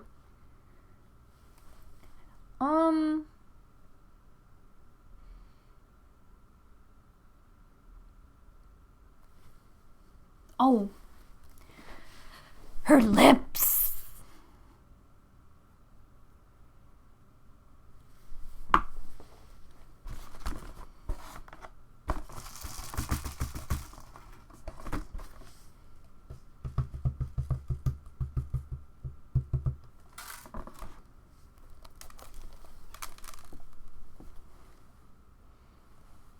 Oh, PB, that's not the look. Oh no, they're stuck.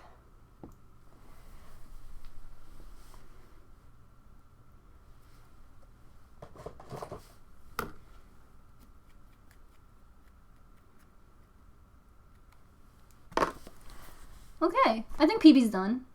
That's fine. Turn the stem into a party hat. Yeah, that's exactly what we had to do. Oh my god, I almost dropped the glitter box.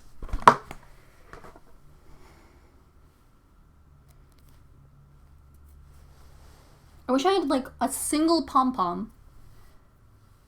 PB got a goatee.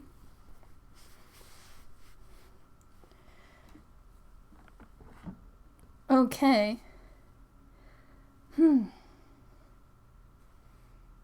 Man, I really wish I had green paint.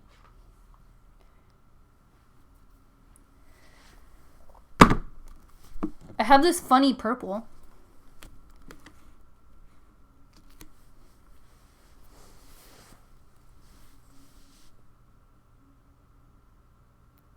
If you have yarn, you can make a pom-pom. The only yarn I have is orange.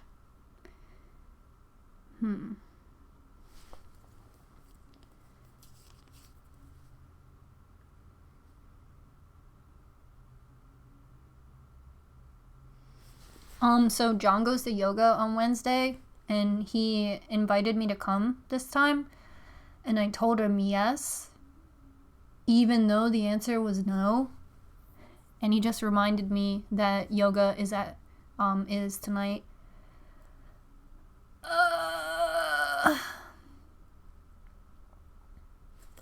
Scrunching up paper to be a pom-pom sounds like exactly what I'm about to do.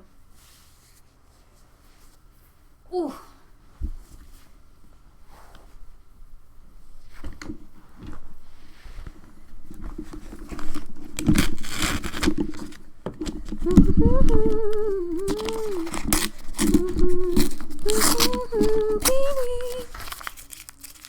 All these accessories are making these pumpkins not very long lasting.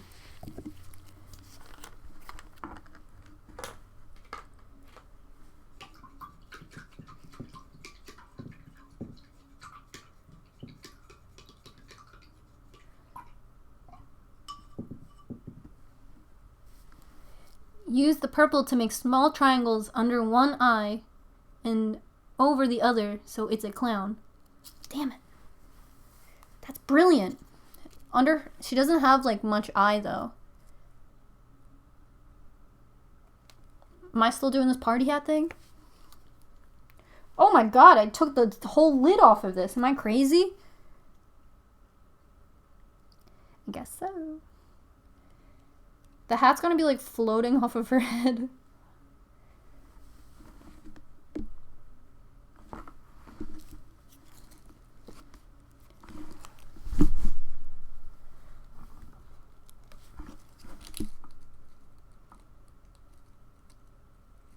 Do I like make the party hat like whoop? Oh god, I got paint on her. Party hat it is! Oh my god. I'm sure I could just lower this a little bit.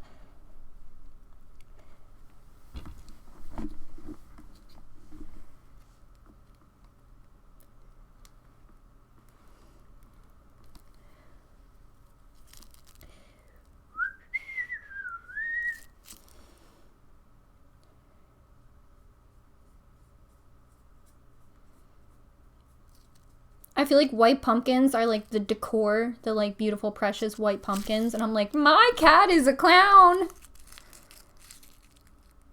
Oh, floating hat would have been more spooky. I'm so fucked.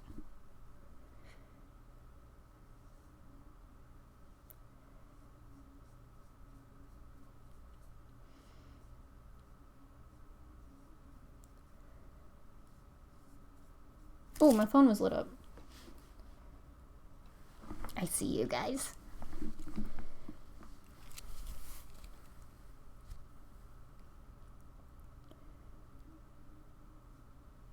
Just make the horn a hat. I'm dead.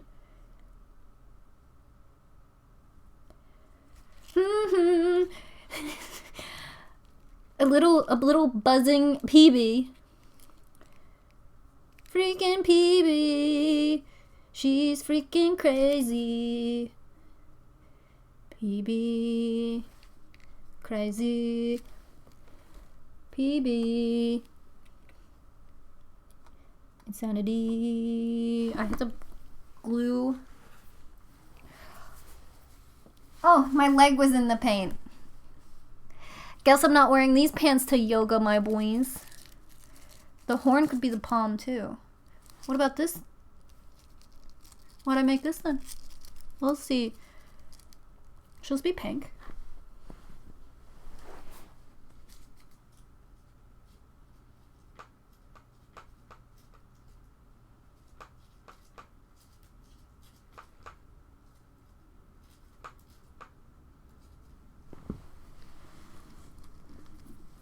Okay. Where are you gonna display this? Like around my house.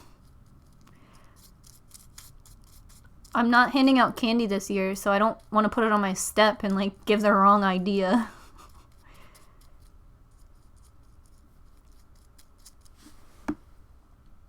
Oh, that's divine. Let's plug in the glue gun.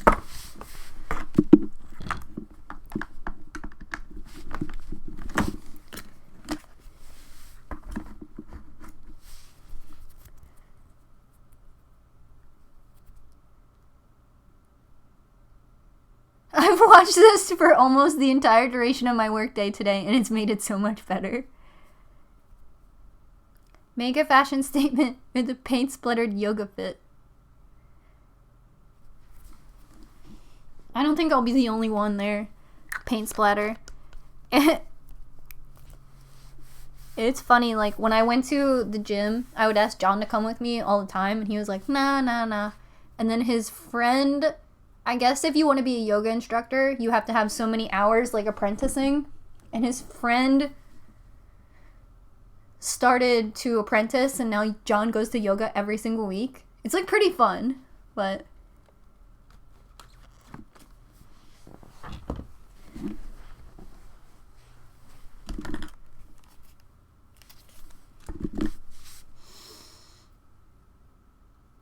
Pink polka dot on the hat.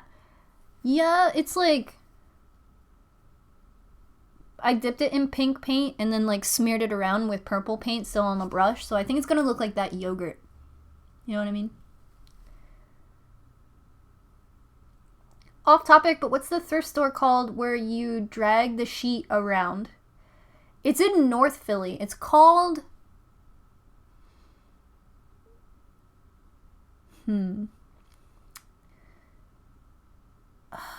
I'll remember what it's called because I definitely said it like the other day. It's in like deep North Philly.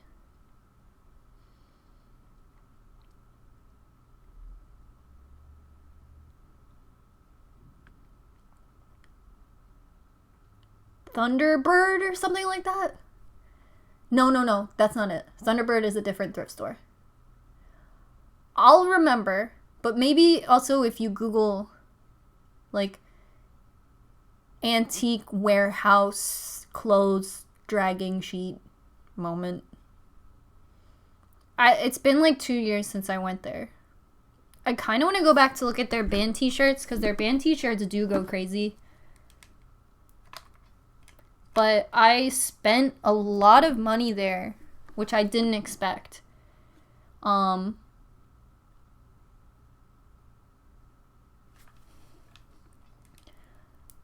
of my favorite parts about thrift stores, or like thrifting, or going to a flea market, is kind of the feeling that I found like a treasure, or that somebody abandoned or got rid of something, and then I found it and I actually like it.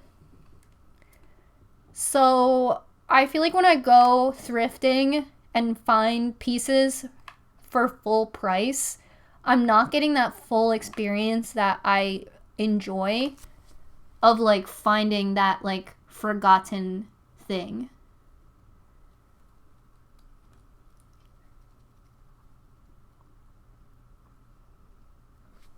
Or that like treasure.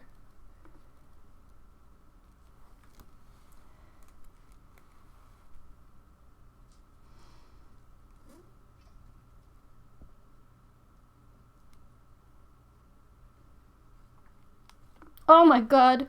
Also, this isn't my glue gun, so I shouldn't be like...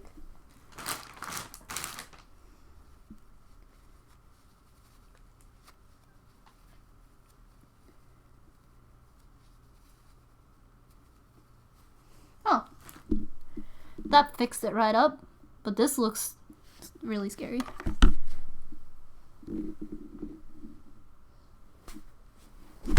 I have scissors around here that I guess I'm sitting on. They're right here.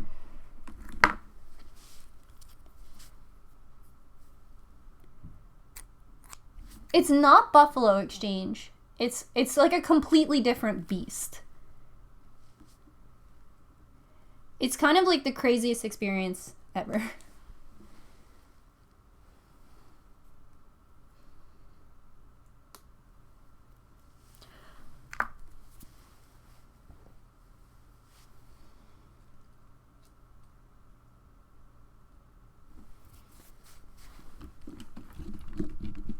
Unplug the glue gun. And I'll just like...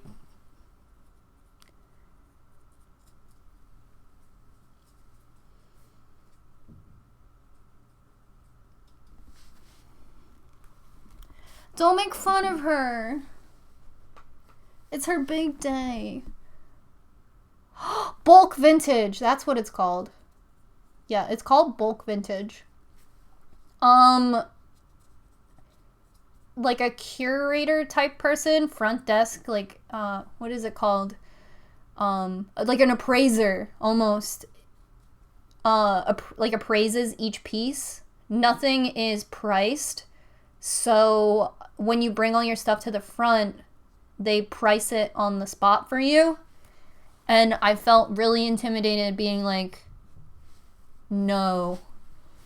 And I bought a ton of stuff thinking that it would be like thrift store prices, and everything was like full price.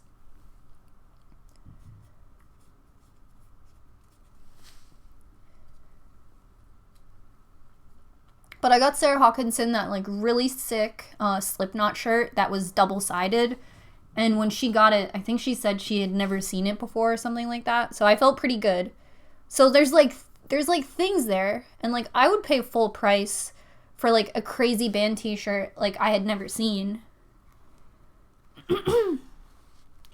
Guys, does that look like TP?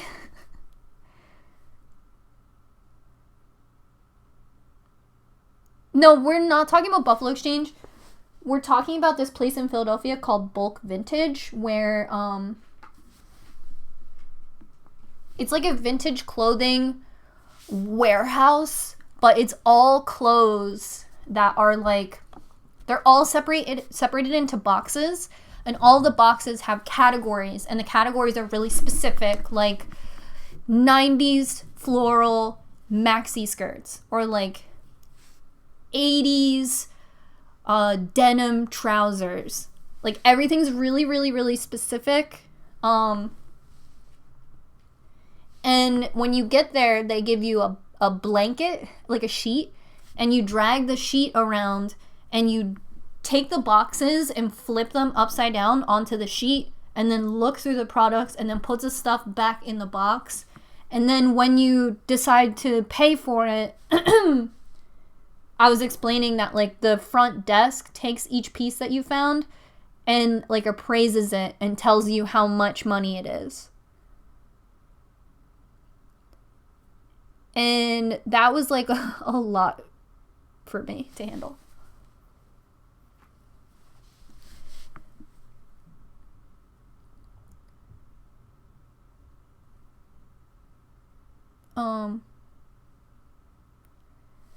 Loved that collab.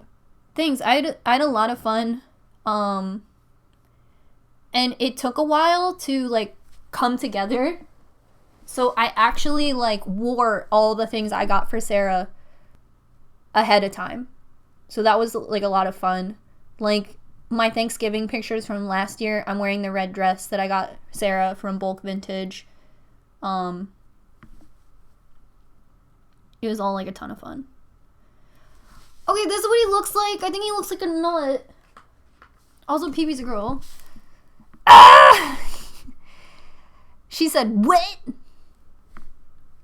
I think it looks like a little, like, yarmulke, or like a little, like, hat, propeller hat, but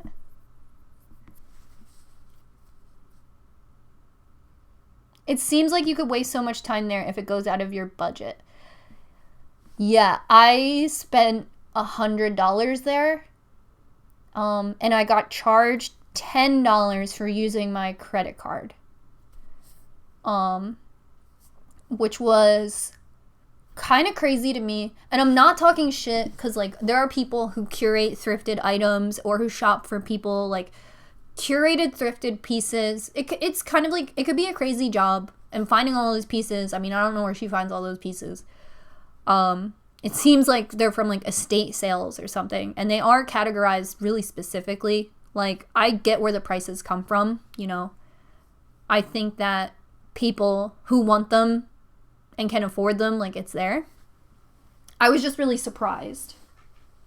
I didn't expect it, only because I'm used to like finding vintage at like flea markets and stuff. What if I like put some black on this? Nope, looks bad. So baby's done.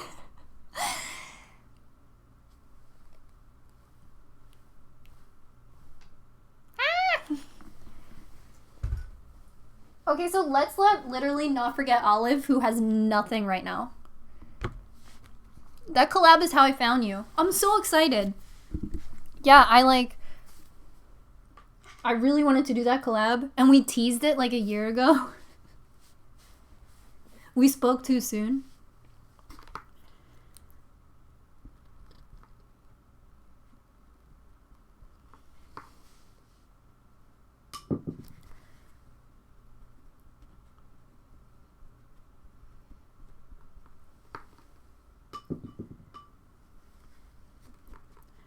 Yeah, I'm not trying to sound shady about bulk vintage though. Like, I do want to go back and look at their band t-shirts, because their band t-shirts were really, really, really cool.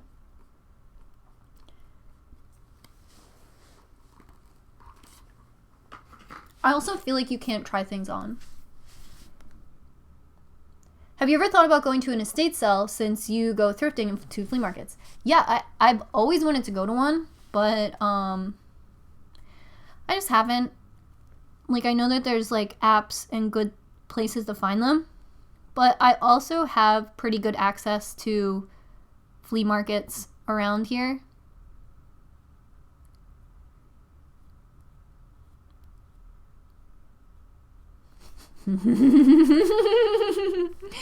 He's so funny. Wow, wearing the same exact hoodie, what a coincidence. Navy gang. I put my fucking foot in the glue. I wanted to wear these socks for 24 hours.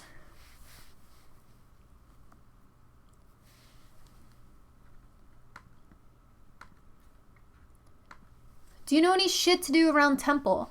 There's a batting cages on Girard that has punk shows at night.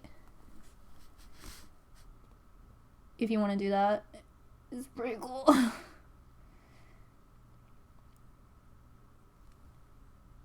Okay.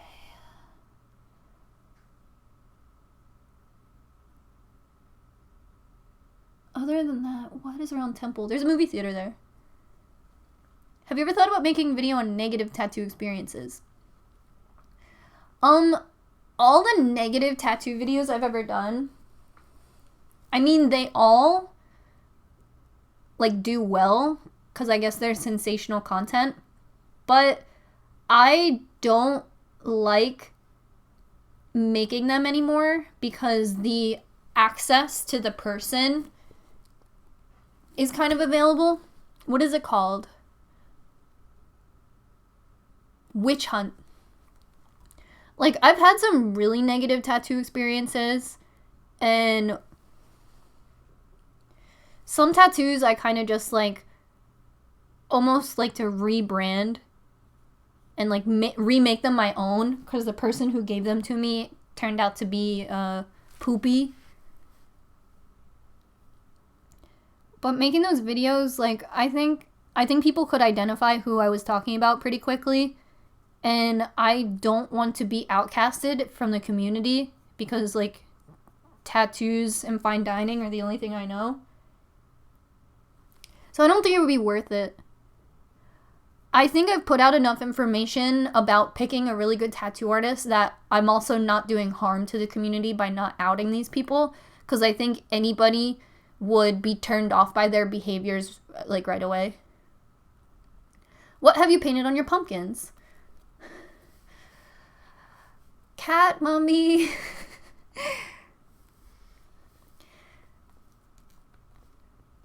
So LG with Sailor Mars icon, please do more cooking with Quicken vids. I think that would be chef's kiss. 13 for spooky season. Thank you.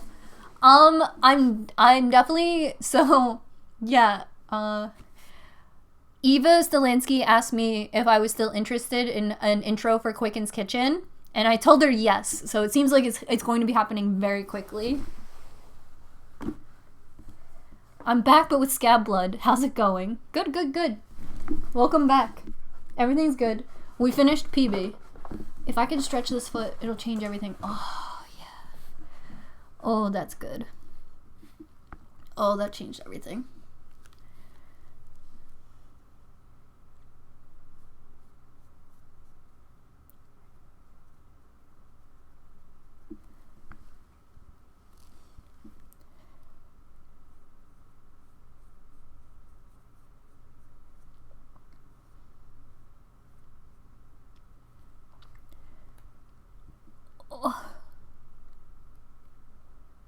Don't you think we should out these people? That way there will be less crap experiences.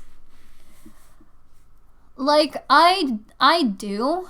And in my personal community, like my friends and people I know personally, like I've shared my experiences with them, and they've seemed to always have like a similar vibe or like bad feeling about that person. So in that, I'm able to make the decision that anybody who also gets a bad feeling about this person probably already knows. And the people who don't feel that way, like the people that keep these people in business, probably effectively make that choice on their own. You know what I mean? Like, they're probably aware and have decided that it's not something that personally affects them. And there's nothing I can do to change that person's mind, you know what I mean? But in an effort to do that, I also put so much at risk. And in just like, you know, it's not something that I glaze over. It's something I always think about. And, you know, I think in my position, there are a lot of responsibilities on me. But I think, you know, I think I've done a lot on my channel to educate people and, you know, make sure they're not getting ripped off, make sure they're asking all the right questions, make sure they stand up for themselves if they have a bad feeling. Like, I've made videos where I have specifically said, if the sketch is too big or the stencil is too big, do not let the tattoo artist pressure you into getting it. So it really, like, all of that is what I can do to, like, counter it. Like, that's what I can do to educate so people do not find themselves in a similar situation as me, where a tattoo artist bullies you into getting a tattoo that you don't want, so they can put it on their Instagram or whatever. Like, all I can do is really educate, because I also don't know every single tattoo artist, and I don't know who is out there actively being a bad person. I have a lot of experience with, like, being negative on the internet also opens the door to negativity. And, you know, it's kind of something that I'm in a pretty good place with, like, right now. A pretty good place with right now. So I don't know. Cleaning out your freezer was prime content. Thank you. I think all I can really do to protect everybody in general is to make the videos that educate people so that they themselves can identify a situation that is not good for them. Which is also why I'm making this video next week about, like, if you don't want the tattoo, not to get it. Because I got a lot of feedback on my Twitter talking about peer pressure.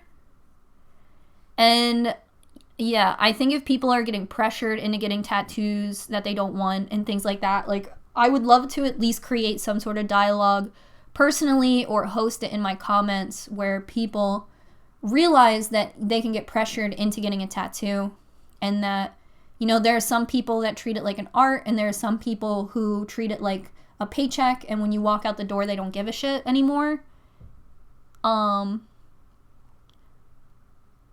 In my personal life, I just don't like to think about people like that.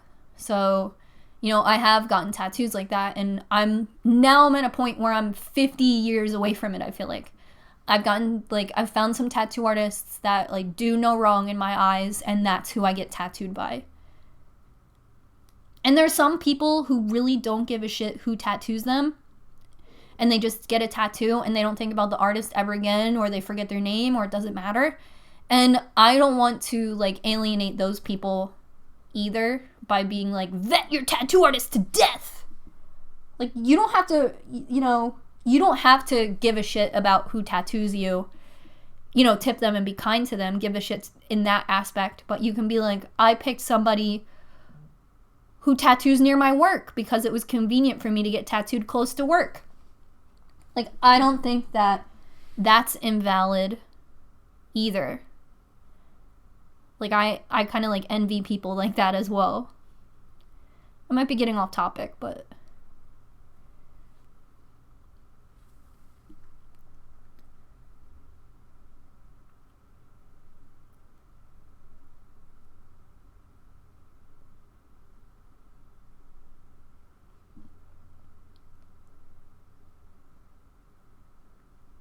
just reading some of the comments.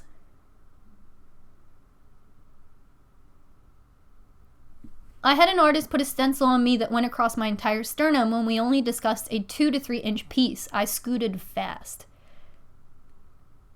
I always get nervous that my artist may not turn out to be someone I can vibe with or even have a negative experience with, and I can never think of what to do in that situation.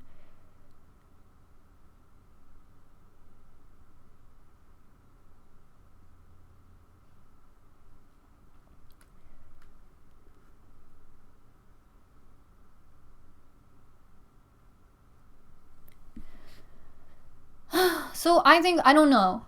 I think,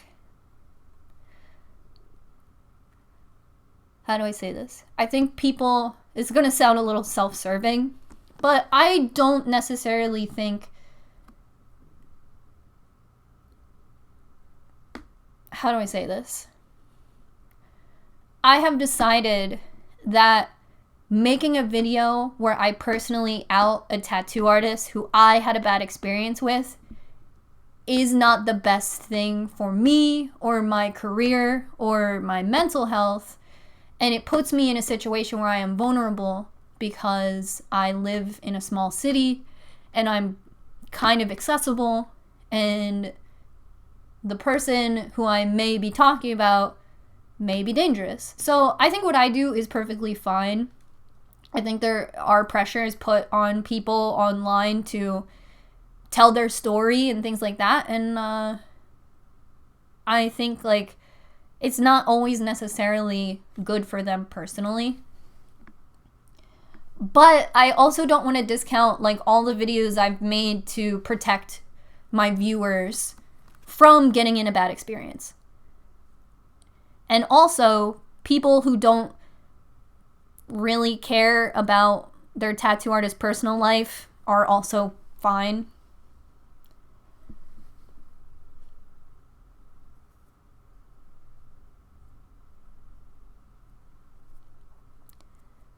But if it makes you feel better, I've heard other people have the same kind of opinions about certain people. So, like I said, if somehow you ended up in their chair, I think you would know that something might not feel right.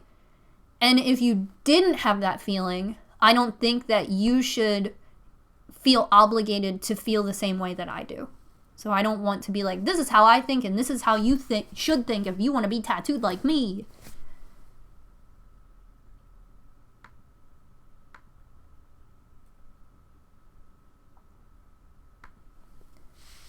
This is something I especially feel when you travel to get tattooed and you paid all this money for the trip just to have the tattooer be a dick to you when you're there and not respect your wishes.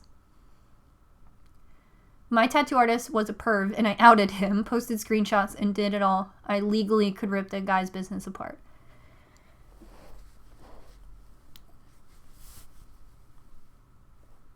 I'm so sorry that happened. It sucks. It does suck because you are in a position where you are experiencing something vulnerable. And Ashley Love actually reached out to me and asked me to make a video where I talk about like appropriate and inappropriate touches that you may experience during your tattoo appointment. So honestly, there's more I could do, you know. There is more that could be done, and I do think, like, I don't know. I do think that there's a dialogue about that specifically happening more.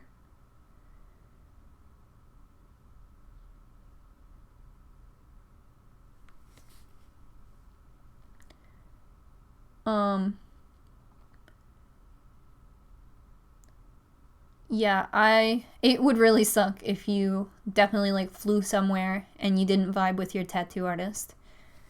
That sounds like it really sucks. But also like not vibing or someone being a dick or someone pressuring you into getting a tattoo you want and someone being a pervert to you are definitely different.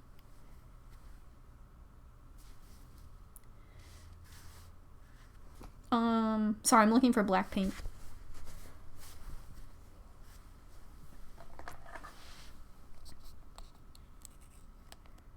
I think Ashley's video is a great idea.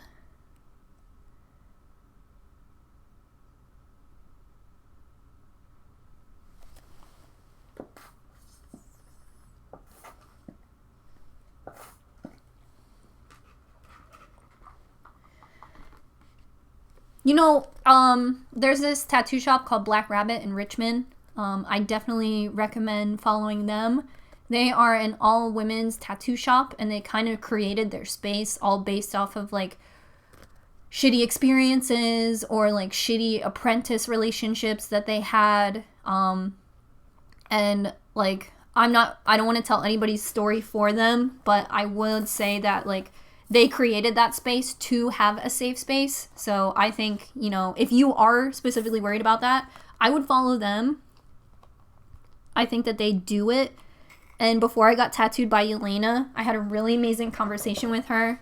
Like, my conversation with her is definitely one of the reasons I got out of my first apprenticeship. Like, everybody there is so, so, so cool. You'll meet people who, like, give tattooing a bad name and a bad reputation, and then you meet people who are saviors and who are doing great things in tattooing, and it's hard to even compare the two.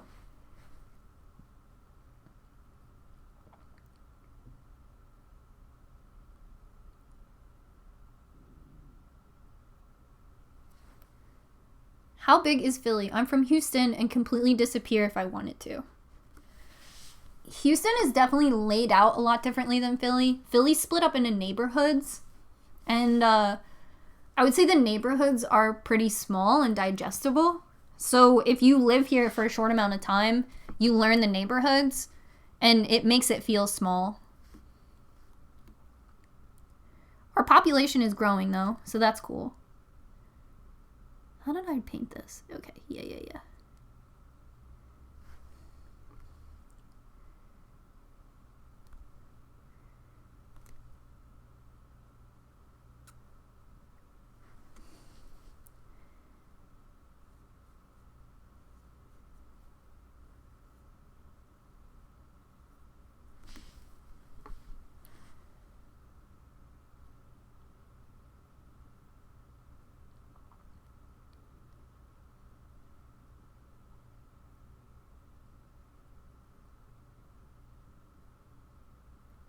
Hello, I'm here. What's being painted on the pumpkins? I'm currently painting my cats on the pumpkins dressed in Halloween costumes. This is my orange cat dressed up as a mummy.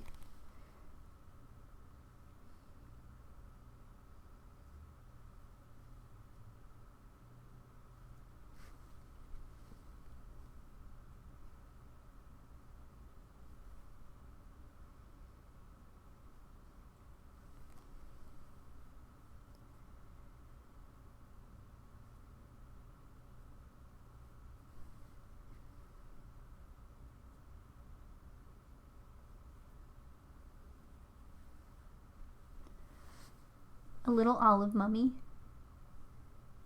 I remember when you said you lived in Houston for a few months. Where did you live? My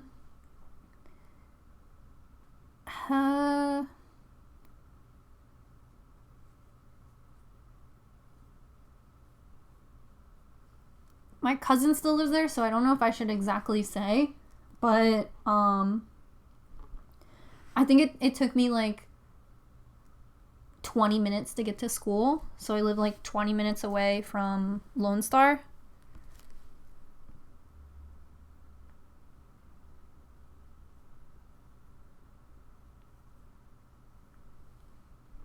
I remember it took me like an hour to get to American Apparel.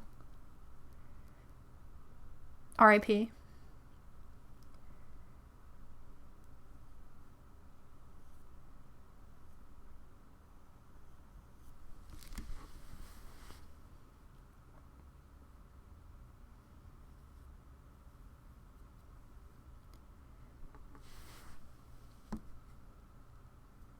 I make a podcast set in Philly. You should come on it so I can get some accurate dialect. Okay. I'm like every day waiting for someone to invite me on their podcast. I think I do really well to talk about myself positively. I think I do really well with another person.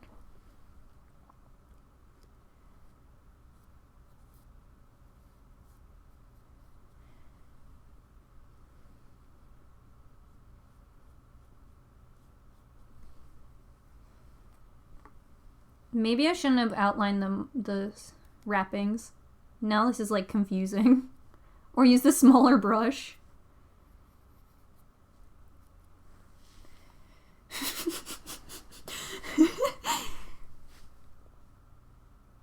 I was here for last year's stream. I can't believe it's been a whole year. I'm crying. Yes, I went to Lone Star alum. I still have my Lone Star hoodie. It goes crazy.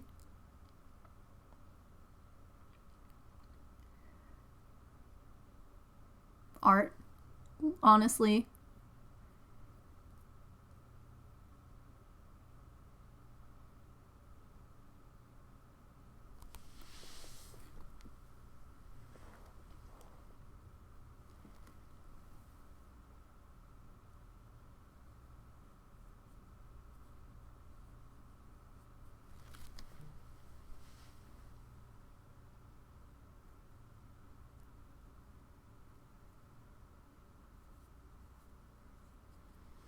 I think it's because the whiskers like make this hard to read.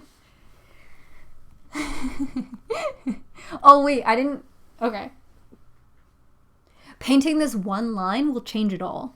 Here we go. If this goes behind, then this goes in front.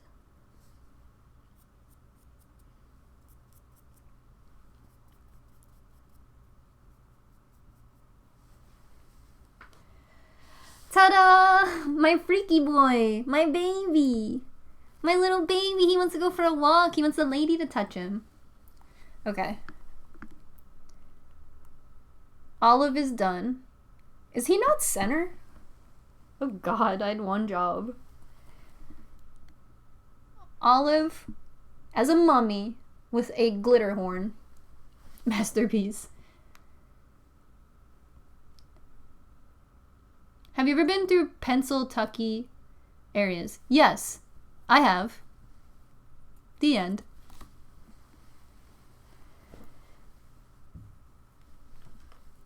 Dated them all. No, I'm kidding.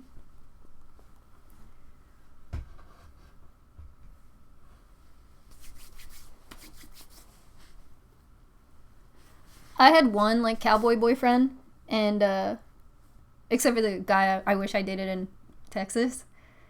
I had one cowboy boyfriend, and my favorite joke is to say his whole name, because I used to carpool to college when I moved back to Pennsylvania, and we used to be like, yeehaw, blah blah blah blah blah blah.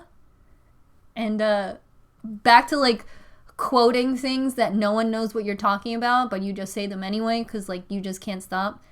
Sometimes I'll just yell his name, like, hooey!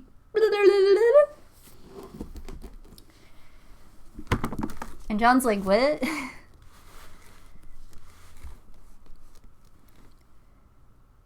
Cowboy or farmer? He was actually a welder.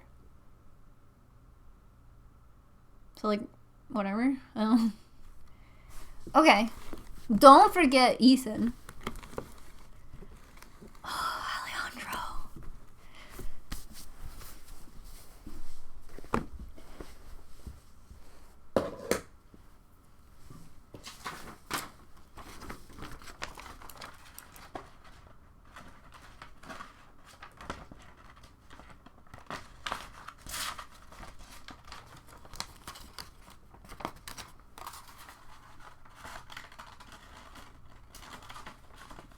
Alright, time to plug in the hot glue. Now these costumes can't go outside. Ethan needs a face mask. Are we carving or just painting? Just painting. I was able to keep my pumpkin from last year alive until like August. But then my neighbor threw it out. She didn't do the wrong thing. Is Ethan a nurse or the Pope? Nurse, but I see you. I don't know how to make him more... He could just not be in a costume. I love him. He'll be a nurse for now. Ethan said, smash your gender stereotypes.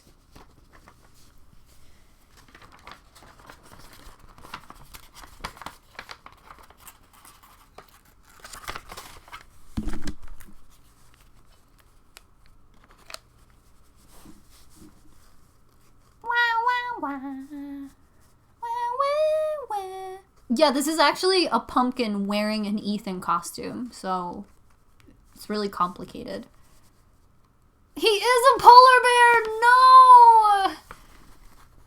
Yeah, vampire teeth would set it off. I don't have any red, though. That's, like, one of the universal problems in this whole mix-up. Olive does not look good. Like, I love him. And he looks good. But... Would you visit Pittsburgh anytime again soon? I would love to drop everything for a quicken Berg meetup. The vegan scene is poppin'. Actually, our friend who lives in Pittsburgh, I like have some drama with.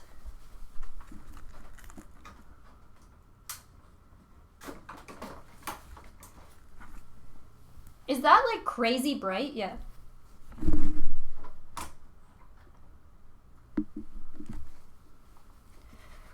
Oh my fucking calcium deficient bones.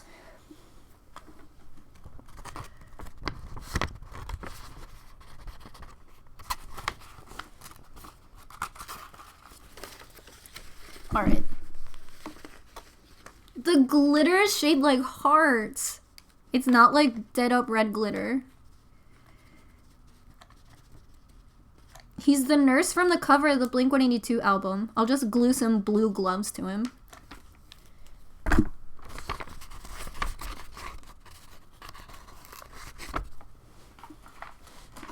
Oh god, I made it really small. No!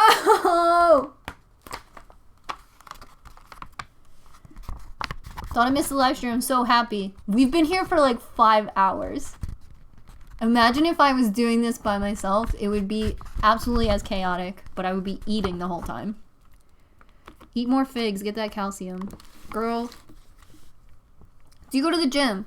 I used to. Now I have freaking yogurt tonight. I shouldn't be upset. I feel weird exercising with John. What if he finds out I'm a waste?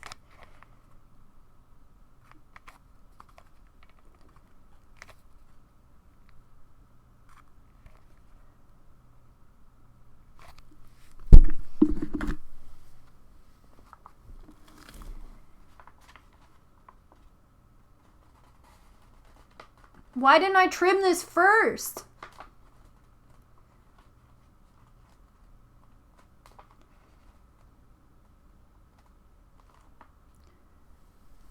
I'm really confused though, because I came across your channel when I was 14 or 13, and when I watch similar channels and tattoo content, I always come across your fans too and content.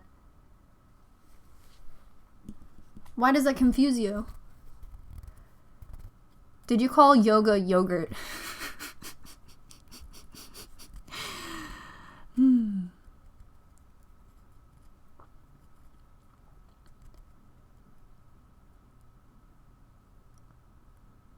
Aries energy intensifies. Ditch yoga and go to the ghost ship with me.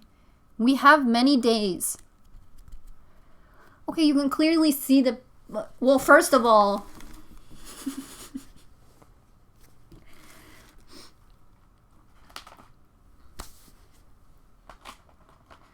Oh, stupid. Well, okay. That's fine. Because maybe it should be...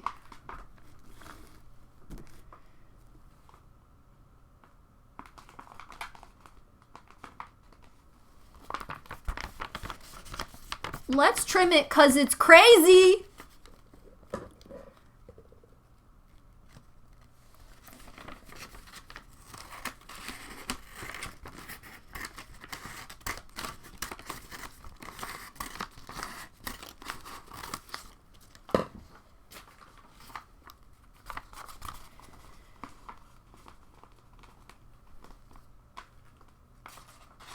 Is that the same?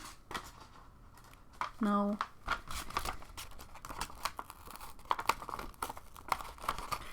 I wish you guys weren't watching. Okay, hold on. Okay.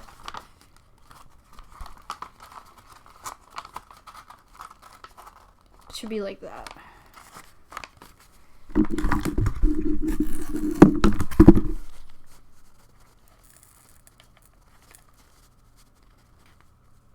I only brought up one glue stick. I don't know if that's like some punishment I'm doing to myself, but I have reached the end of the stick.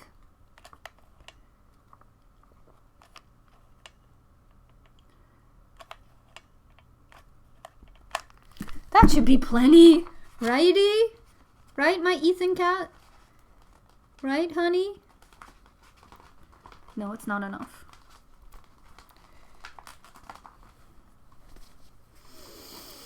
Mom! I'm just kidding. Well, maybe John will be home soon. No, I think he just got home as I said that. No. Well, there's like a little glue. I think... This is the last thing to do, and then the pumpkins are done.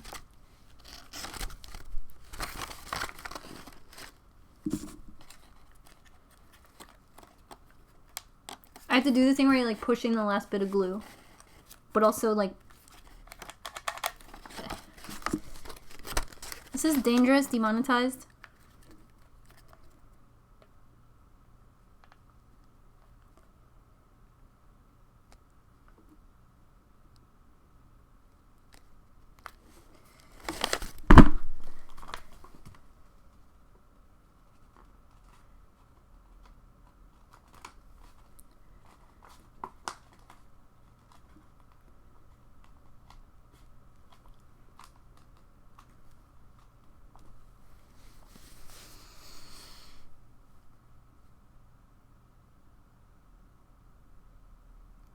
PB is...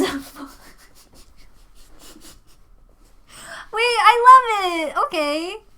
I love her. Baby. My baby girl.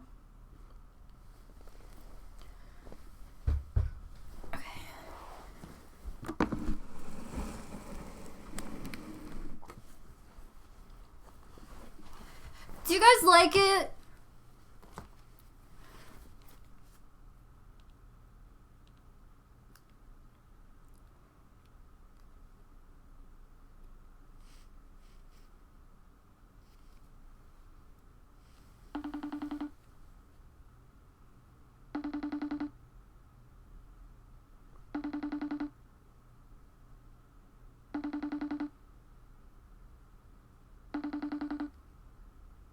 Let's see if they pick up.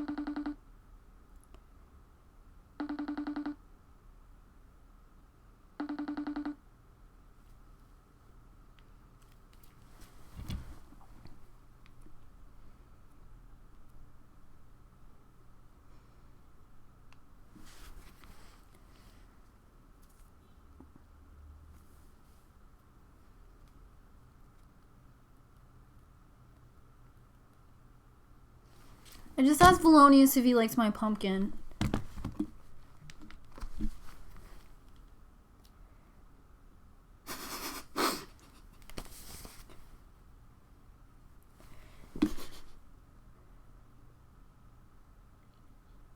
Oh my god.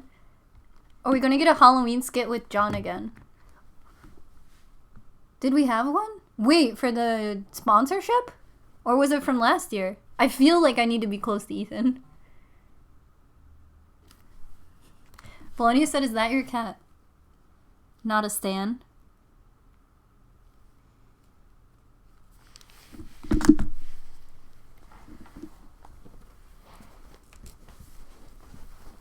Okay.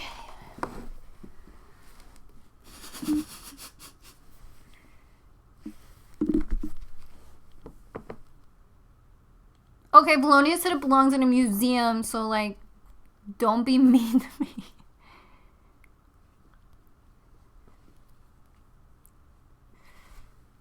Say it ain't so, your love is a heartbreaker.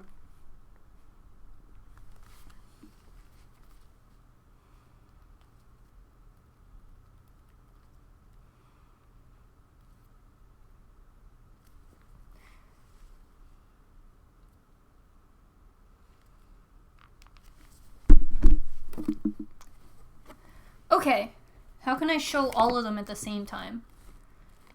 Here's Ethan.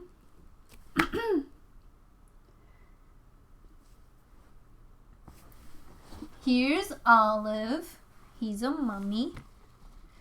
And he's the smallest cat who lives in my house and in the world. Okay.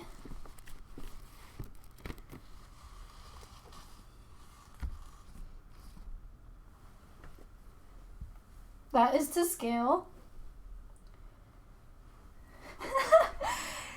And here's BB. These are all my cats. I caught the beginning and I just came back. This took a really long time. Okay, guys. Clearly Ethan is a nurse, and like nurses, like they don't have to wear makeup. You know, they can just come to work as they are, and I don't have any expectations, so that's what Ethan represents. Also, Ethan is very big, but most of all, don't forget, Ethan's horn is missing.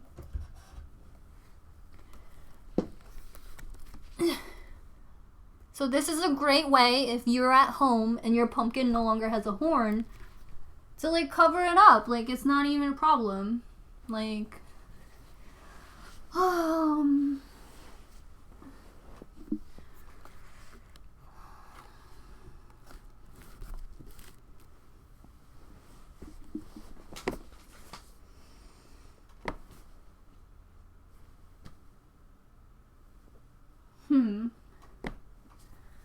Ooh, I gotta unplug the glue gun. I have that other glue. Maybe, yeah. We'll just bond this to Ethan as well. Because I'm scared.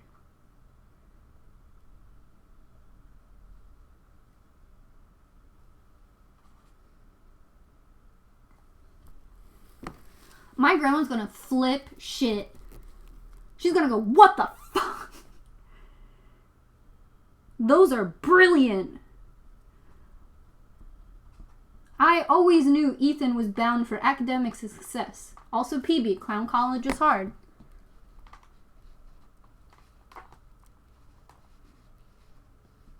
And archaeology.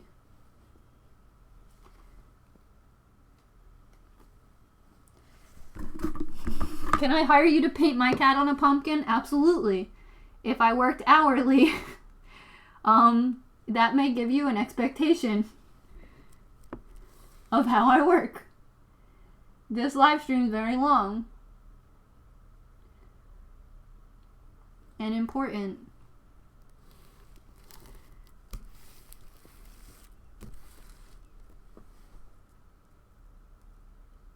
I wish I had Mod Podge to like really make this joint permanent. You'd be out in the rain. I painted my dog on one of my pumpkins, but I made him blue. That's a good technique. It looks like Olive's making a little face. No, these are his eyes. Those are whiskers. Except Ethan doesn't have whiskers. It's cuter that way. PB looks good with them.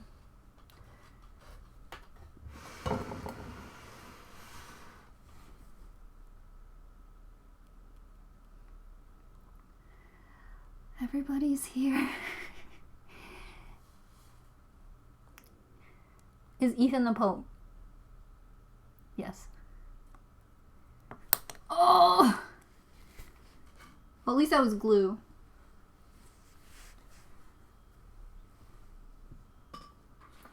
Alright, I'm putting all my brushes in the water.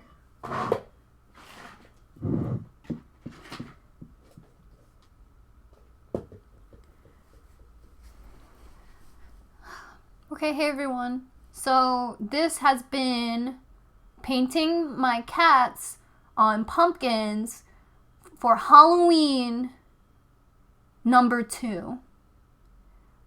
Join me next year. Okay, so should I trim the hat? In real life, it seems fine. No. It seems worse. He is nurse. My nurse.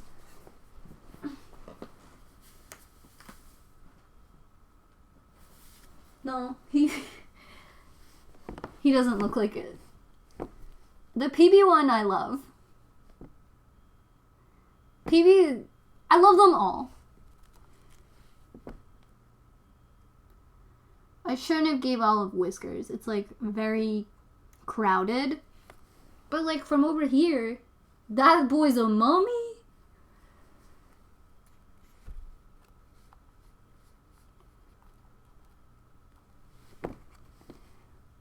Okay everybody. Thank you so much for joining me. I have to go to yogurt or talk my way out of it. I don't know yet. You know, time will tell. Thank you everybody for being in the super chat. If you were super chat, you are a pumpkin, M and LG. You crushed it. And that's all I can have to say. I would let him take care of me. I would too. He's caring, and whenever I'm stressed out, he knows. So this costume just makes the most sense. He's a beautiful nurse. He got a full scholarship, and I love that about him. PB, it's crazy. Thank you so much for joining me and encouraging me to make another Halloween pumpkin video. I don't know how I'll top this next year. Maybe I'll have to make full-on scarecrows with pumpkins and scarecrows. That seems like a lot of hard work that I'm getting myself into. But if you guys forget, then I won't do it. But I don't think you guys forget. And I love that about you. Thank you guys so much. If you were introduced to my channel via this stream, that's crazy to me. But stay a while, subscribe, watch some of my videos, watch more than 2 in a row, and YouTube will give me the big plaque. But most importantly of all, at 200,000 subscribers, I am having a giant karaoke party. So get us there. Get us karaoke party. I love you guys so, so, so much. My animals love you as well. Especially PB. She's the only one with a mouth. But I love that about her. Anyway, I love you guys. Look for this picture on my Instagram if you missed any of it and you want to see the gang up close. Mostly PB. Love her. But yeah, love you guys so much.